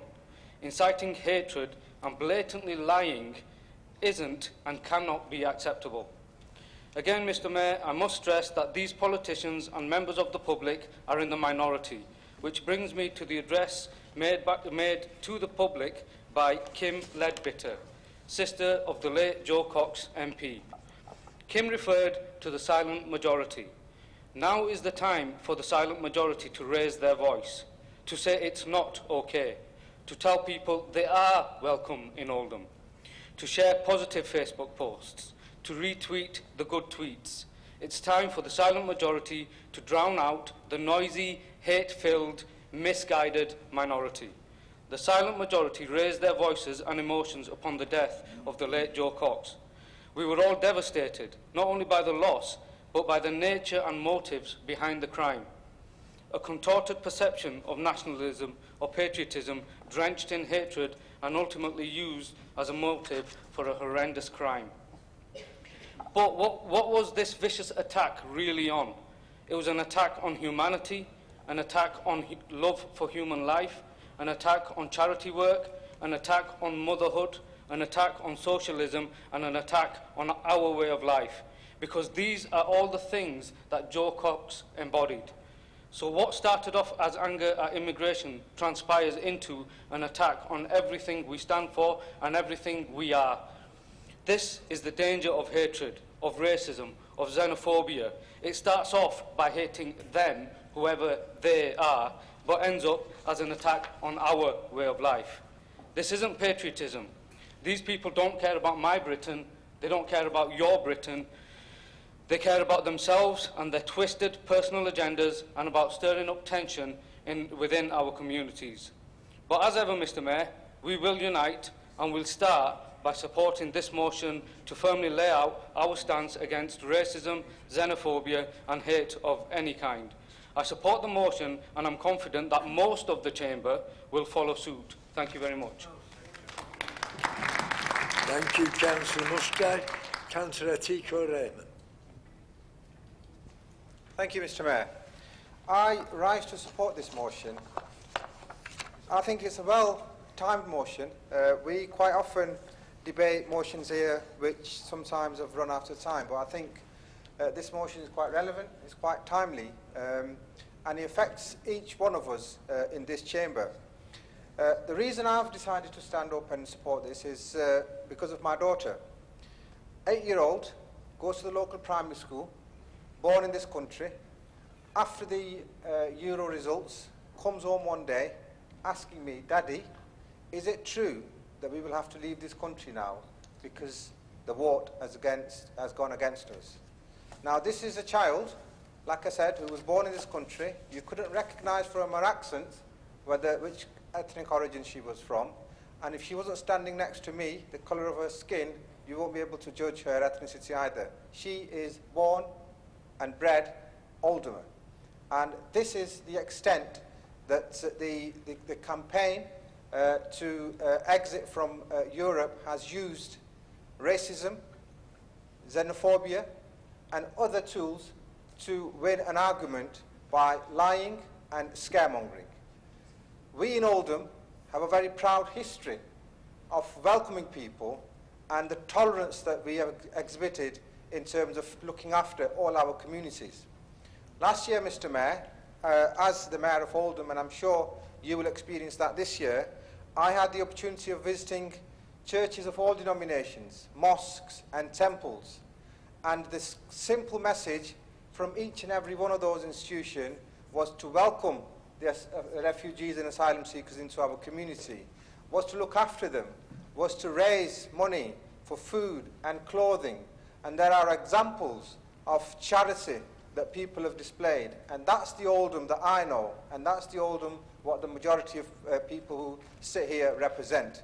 Let not the minority spoil it for us, and let not those political parties who would go to any extent to fuel hatred and to propagate racist and divisive propaganda to further their aim, let us beat them. We beat them back in 2001 in the face of BNP. Let's beat them now. There's very little that they exist in this chamber. I think the time has come that we need to fight them head on We need to expose them for what they really are, and let's be united, and let's show the people of Oldham that we truly care about them. They are welcome in this community, and we are here to look after them. Thank you very much, Mr. Mayor. That speech went down rather well. Councillor Bates. Yes, Mr. Chairman, thank you. Mr. Mayor, sorry. I was in the Labour Party for 55 years, before some of you was born. And when I joined UKIP for a referendum, which I finally got, and the Brexit vote came along and 17 million people or over voted out of the European Union. I was called a racist by the Labour Party, individuals.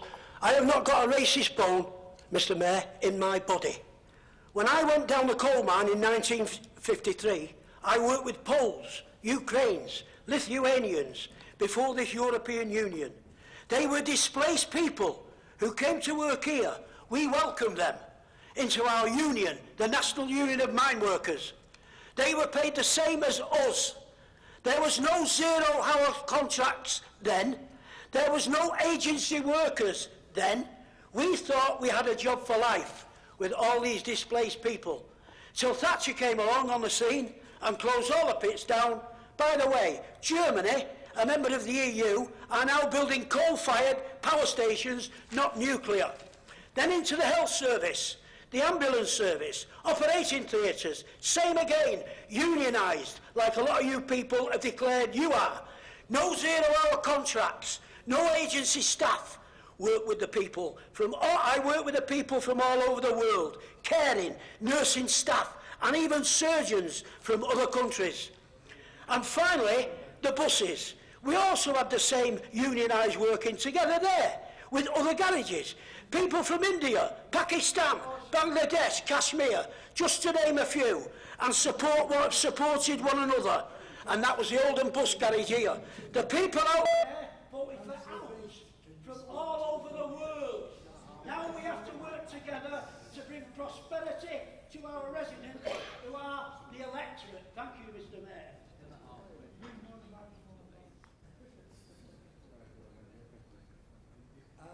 Councillor Shuttleworth.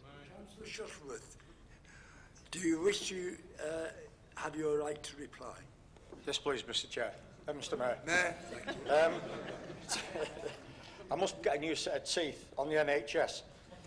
I'm not quite sure what Councillor Bates was talking about in terms of the motion, but we hear what he says. Please, one moment, please. Please do not interrupt. I said on the mayor making, I will accept strong debate. I will not accept rudeness. Councillor Shuttleworth, please continue. Thank you, Mr. Mayor. I just want to add one thing, because when we talk about issues like this, we talk about what's happening out on the street, how it's affecting people, members of the public. But it also affects people we work with. And I won't name the person involved, but I was in a meeting shortly after the referendum result. I was with Councillor Moores, and we asked one of the members of staff, who was a foreign national, how do you feel after this vote? And the answer was, I feel I should go home. Because what is happening now on the streets doesn't make me feel welcome. And that, Mr. Mayor, is a sad reflection of what this country is at the moment. And I will urge all members to support the motion. Thank you, Mr. Mayor.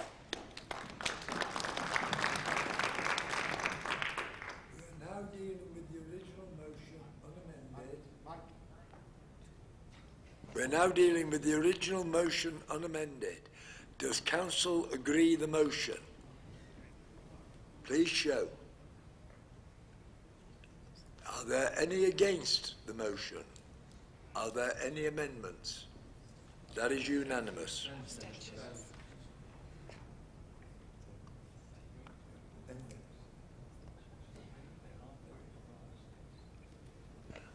Motion 2. I have to tell you that we are out of time. Councillor Steve Bashworth and Councillor Briggs, do you wish to go to the vote or do you wish to roll over? Mr Mayor, I would like to speak on it, but I think it's something I'd like to get the work going on. So I think if we could take the vote on it and give us the mandate to carry on the work, I think that's better than sitting here spouting on about it. You will need to move the vote and it will need to be seconded. OK, Mr Mayor, I move the motion as printed. Councillor Briggs. Thank you, Mr Mayor. I second the motion as presented. Thank you. Right. Does Council agree the motion? Please show. Is there anybody against? Are there any abstentions? Motion 3, Councillor Moores and Councillor Price. Councillor Moores and Councillor Price, do you wish to go to the vote or do you wish to roll over? Could we roll over, please, Mr Mayor? You're moving that, Councillor Price? Agree? Right, we roll that one over.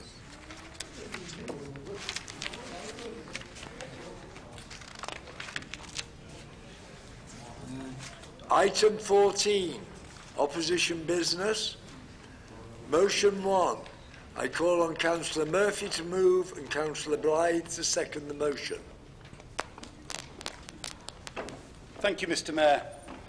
I rise to propose the motion as printed in the Green Book, setting up a free mobile bin app for your smartphone or tablet that will give residents quick and easy access to the information they need on bin day.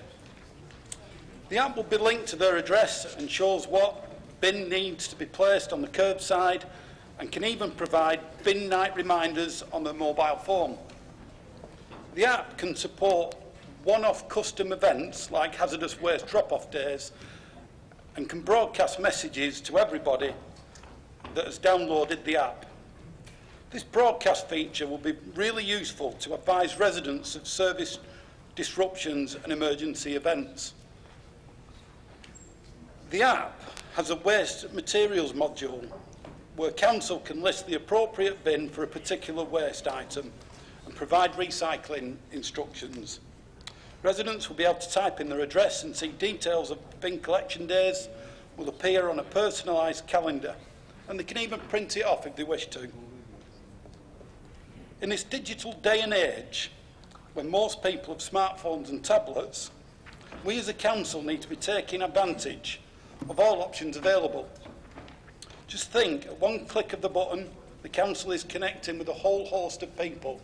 I know certainly our waste people do an amazing job in collections, but sometimes it does go wrong. And what they do is, as members will know, they send you an email to let you know that it's gone wrong, and sometimes the reason why. But it's difficult for us to get that out to residents. I know that I pass it on to my colleague Julia to post on. All right, am I reckoning it? All right. OK. And I pass it on to my colleague Julia to post on Isle of Shaw with a hope to it getting out to a number of people, letting them know that we've not forgotten about them and to leave the bin out. But with this app, there's the option to just send that message out instantly to thousands of users and them who sign up for it. The proposed act is quite timely as the council moves on to 3 weekly collections, but I am mindful it's not for everybody. Hold on, sorry, I've lost where I'm at. But I am mindful it's not for everybody who will want to use it or be in a position to use the handy app. But it will surely benefit the vast majority of our residents, help achieve council recycling targets and provide a cleaner and greener 20th century Oldham. Thank you, Mr Mayor. Thank you, Councillor Murphy. Councillor Blythe to second. Thank you, Mr Mayor. I rise forward to second this, and I have one that's had to be dragged in, screaming, kicking and screaming into the technology age, but hey up, I've got one. We all have one of these now, don't we? Everybody has one. Right, except Barbara, well, you won't be able to get the handy app. If we have this app, the apps you get on these things are absolutely phenomenal. I can get on this and I can tell where my bus is en route, where it's actually stopping, it's stuck at some traffic or whatever. You can find everything out where your bus is. If you want a taxi, you go on Uber, don't you? And you know where it is. Well, you won't go on Uber, but you won't find out where one is. There is apps for everything. There is absolutely an app for every situation you want. And I just can't see why, as a council, a really cheap and way of getting message out to the general public about bin collection when we are going on to 3 weekly, you could even put on the app. You can put a bulletin on saying we're having to do this because of, and you can explain it to people. Because when you explain it to people, because let's be honest, you can't put it in Oldham Chronicle. About 8,000 people read it now, at best. You know, we've a lot more than that in Oldham. Sorry, Oldham Cron, but it's true. You know. But we can't, getting messages out, there's no easier way than this. This has got to be the easiest way. Youth live with these things. They go to bed with them. They wake up with them. They go looking for places to charge them so they can keep up. We even have them pinching electric off the market in Shaw because they plug into the lights. Not anymore because they've been disconnected, but they were doing every week.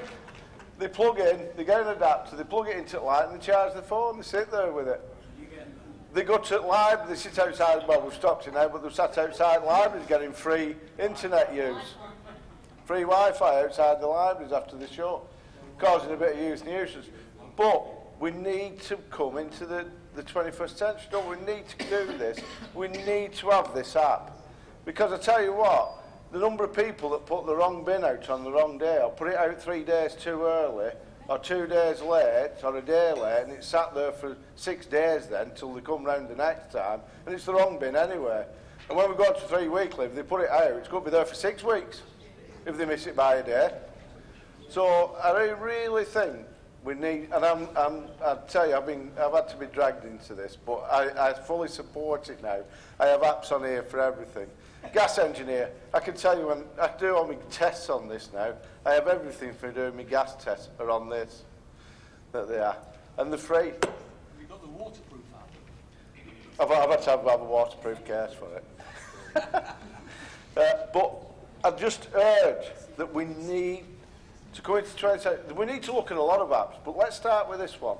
Let's make this the starting point. There is other apps that we can use and get the message out to the public. Like I said, going on to a 3 weekly collection, if they miss that day by 1 day, if they put it out on Thursday and it was supposed to be collected Wednesday, it's going to be there for 6 weeks. We already have bins stood like rows of soldiers at the end of back alleys. Can you imagine them sat there for 6 weeks? How the areas will fall into litter strewn areas. We're fighting against that. We're winning in some places, not everywhere, but we are winning now. We are getting people to put the bins out on the right day. We are getting people to recycle.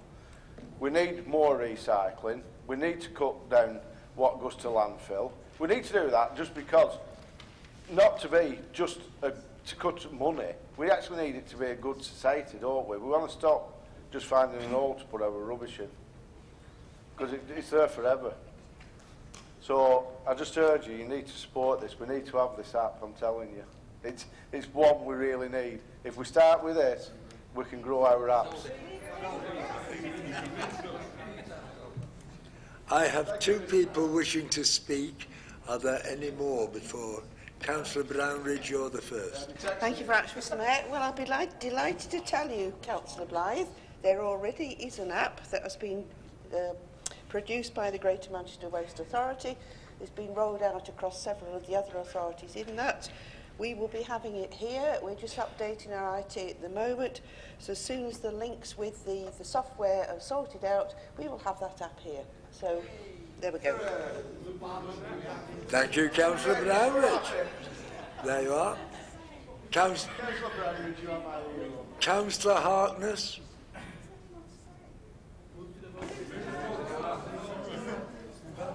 Oh, sorry.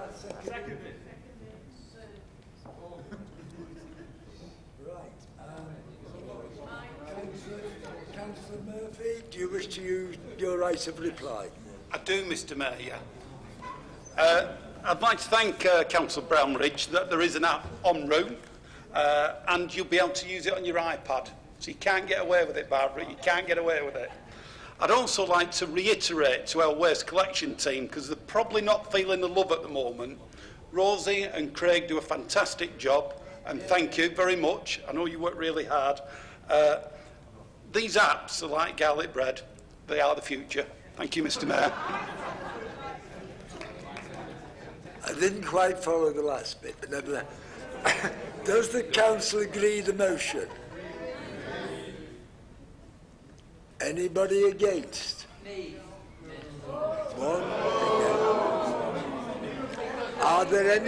Are there any abstentions?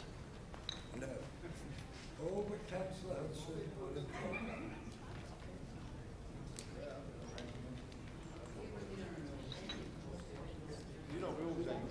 We are now running very short of time, but we will call the second motion. Councillor Sykes to move and Councillor Gloucester to second. Councillor Sykes. Thank you, Mr Mayor. Move on to another animal, from dinosaurs now to super rats. It's a very short, I don't intend to occupy Council's time for long. It's just a very practical motion, this.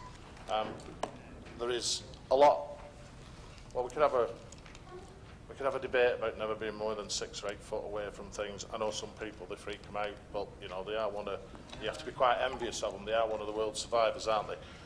The main tenet of this motion about super rats is the fact that people don't, it's a very similar argument to the overuse of antibiotics. The inappropriate use of poisons is causing immunity and building up tolerance that then allows rats of any size to survive and breed, and they're very, very difficult to get rid of.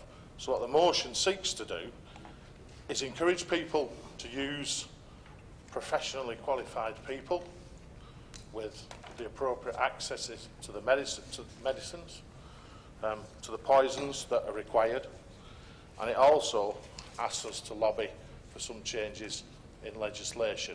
And these things aren't just unpresent or whatever, they do carry Weil's disease, of which some very fit people can die from, let alone some people who are less fit, in terms of it being an absolute killer disease, besides the other diseases that don't kill you, that rats spread. So if you look at the resolution, Mr Mayor, it asks us to note that, encourages people to use appropriately qualified staff and their access to appropriate poisons, and it asks us to lobby our 3 MPs to try and get government to change the legislation and approach to what is an increasingly growing problem, I'm afraid, in our throwaway society. And with that, I'd urge Council to support the motion, Mr Mayor. Councillor Gloucester to second. Yeah, thank you, Mr Mayor. I rise to second the motion. I've actually got a 2-page speech to do, but, you know, in view of the time, I'll cut all the funny bits out and just go to the serious bit.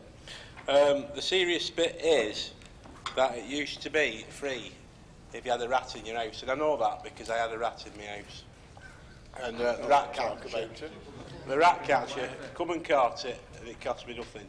And funnily enough, he was there within 10 minutes of me ringing up Environmental Services. He come in, killed it, took it away. Fantastic. It's £36 now. But everything Howard said is pretty much that I support, and I therefore second the motion. Thank you, Mr Mayor. Thank you, Councillor Gloucester. I have Councillor Brownridge wishes to speak. Is there anyone else? Councillor Bate. Councillor Brownridge. Thank you, Mr Mayor. I don't quarrel with the proposed resolutions. I do rather quarrel with the tone of this, which is slightly scaremongering, like something out of a James Herbert horror novel. I can assure the council and anybody watching there are no super rats in Oldham, and there aren't rats in Oldham that are immune to poison. So we don't have to worry. I would echo Councillor Sykes' point that the reason we have rats and pigeons and foxes that are all moving into towns because of our terrible habit of throwing food waste, particularly on the ground. I would urge you to place it in your green food caddy, which you haven't got one, we will provide one, which will be collected every week. So please dispose of your food refuse correctly and then we will not have this problem. Oldham has its own pest control section still, although we do have to charge these days. Our charges are less than the private sector charges. We actually know what we're doing and we do a better job than the private sector in many cases. So I would echo Councillor Sykes' point that people should be urged to use the council's pest control section because we do it well. But please don't think there's hundreds of huge rats roaming around Oldham because there really aren't. Thank you, Mr Mayor. Thank you, Councillor Brownridge. Nobody else wishes to speak, do you? No. Councillor Sykes, do you wish to reply? Yes, I thank Councillor Brownridge for an answer. One moment, Councillor Sykes, I miss Councillor Bate. Councillor Bate. Thank you, Mr Mayor. And thanks to your party, Councillor Sykes, for raising this issue. Councillor Sykes told the Cron, the image of giant rats in our borough may sound like a vision of horror from a James Herbert novel. Correct. Councillors, it's how you spend our money. Massive amounts of our money, public money, is spent on mad schemes. We are debating a motion, plagues of rats. Would you believe it, in 2016? Councillors, deprivation breeds rats, and this town, according to the ONS, Office of National Statistics, a government body, Mr Mayor, has stated we are the most deprived town in England. And here we go again, Mr Mayor, writing letters to our MPs. Somehow, I think I have heard this before in this chamber. The responsibility is ours, not the MPs. Mr Mayor, Failsworth West, my ward, have rats, Mr Mayor, and I reported the matter after complaints from residents to the council. As an elected councillor for my ward, I could have contributed to try to solve the problem. However, this came through the door. What does it say? The way we collect your rubbish and recycling is changing. I support recycling. I was a great member of the Green Party. Mr Mayor, I have not yet had a vote or discussed it. It is to be imposed on us by a cabinet decision. This, Mr Mayor, is a flight... Councillor Bates, you're not speaking to the motion.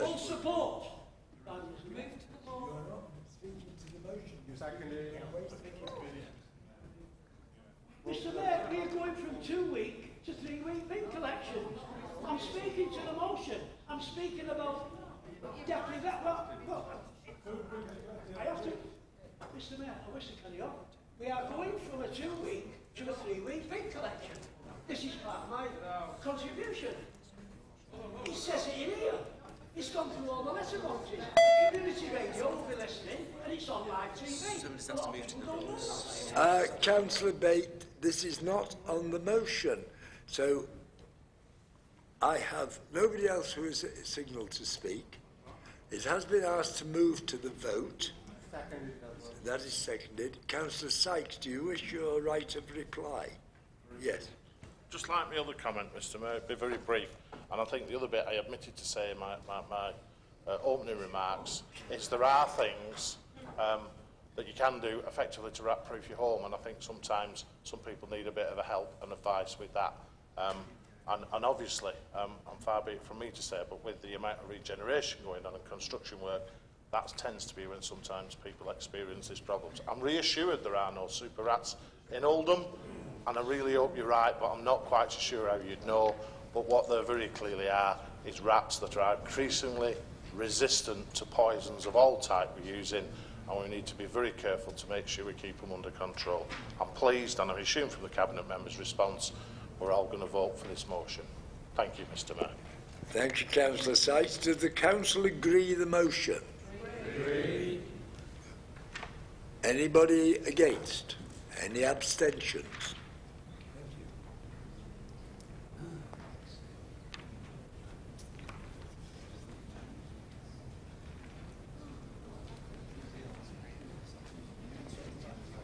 Councillor Murphy.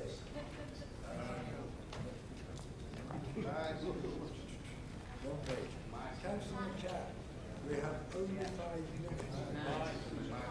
We have only 5 minutes for this motion.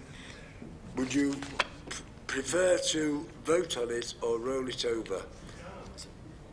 You've got 5 minutes, you wish to speak, you move it. Yes?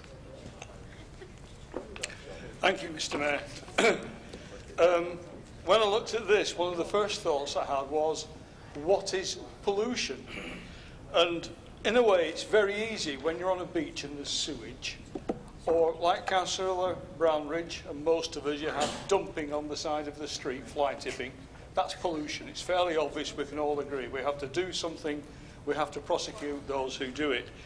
But light pollution is rather harder to get a handle on, in a way. I can remember, I don't know if many of you can, but I can remember when I was a kid, you could look up at the sky, see a lot of stars, have the Milky Way pointed out. Try it now.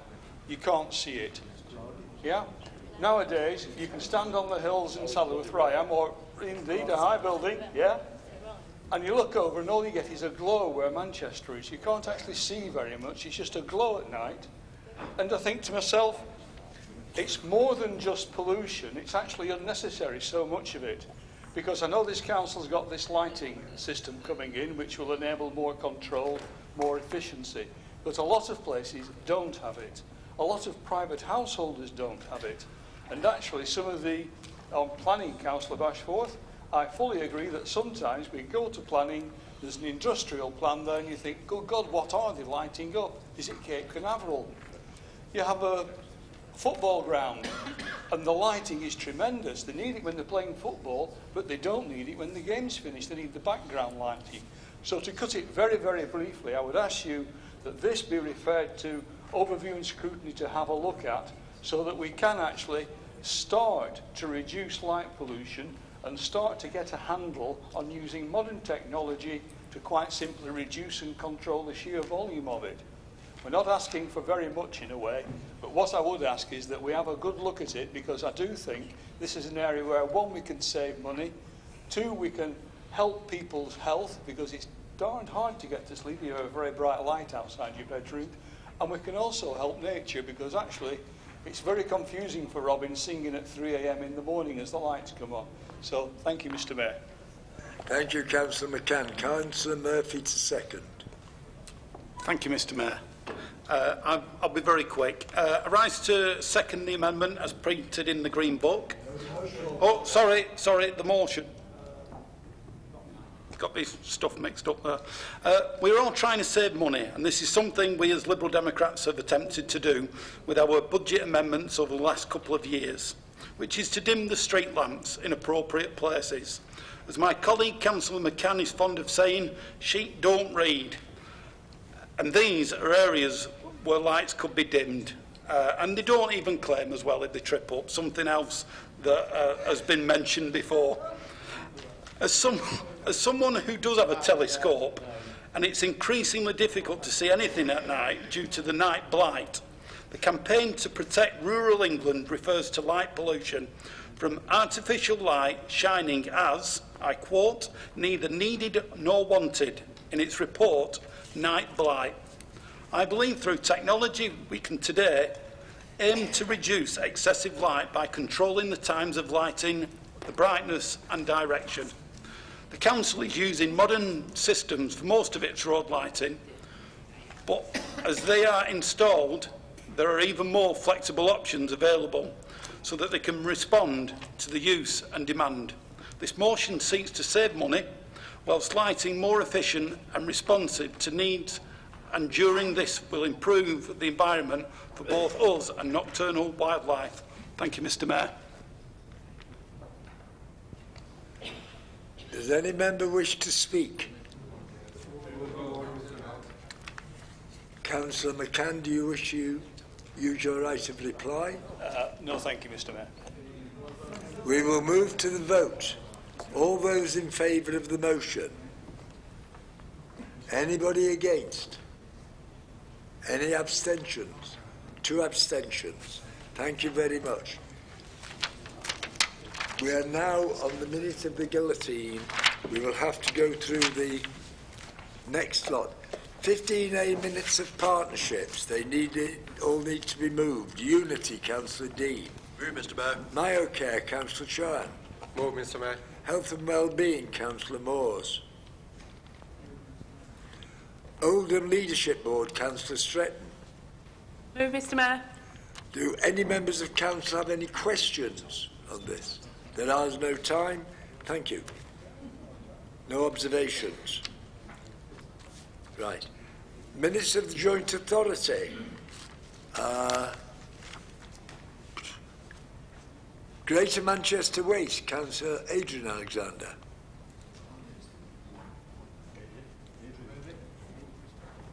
Great.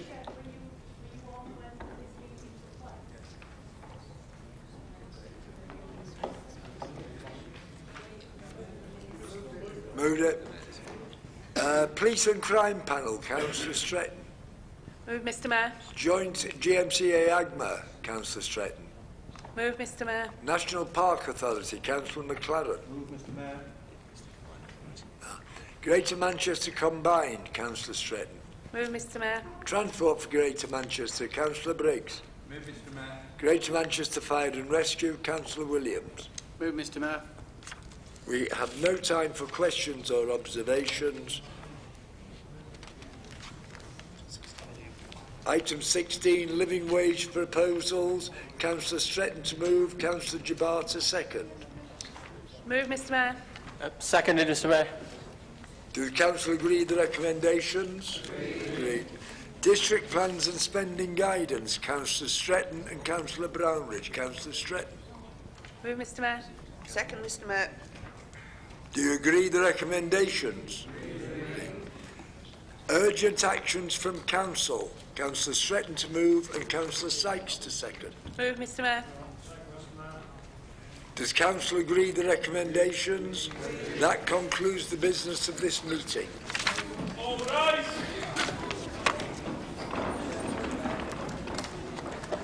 Thanks, Conrad. I was just about to say thank you. Leave those.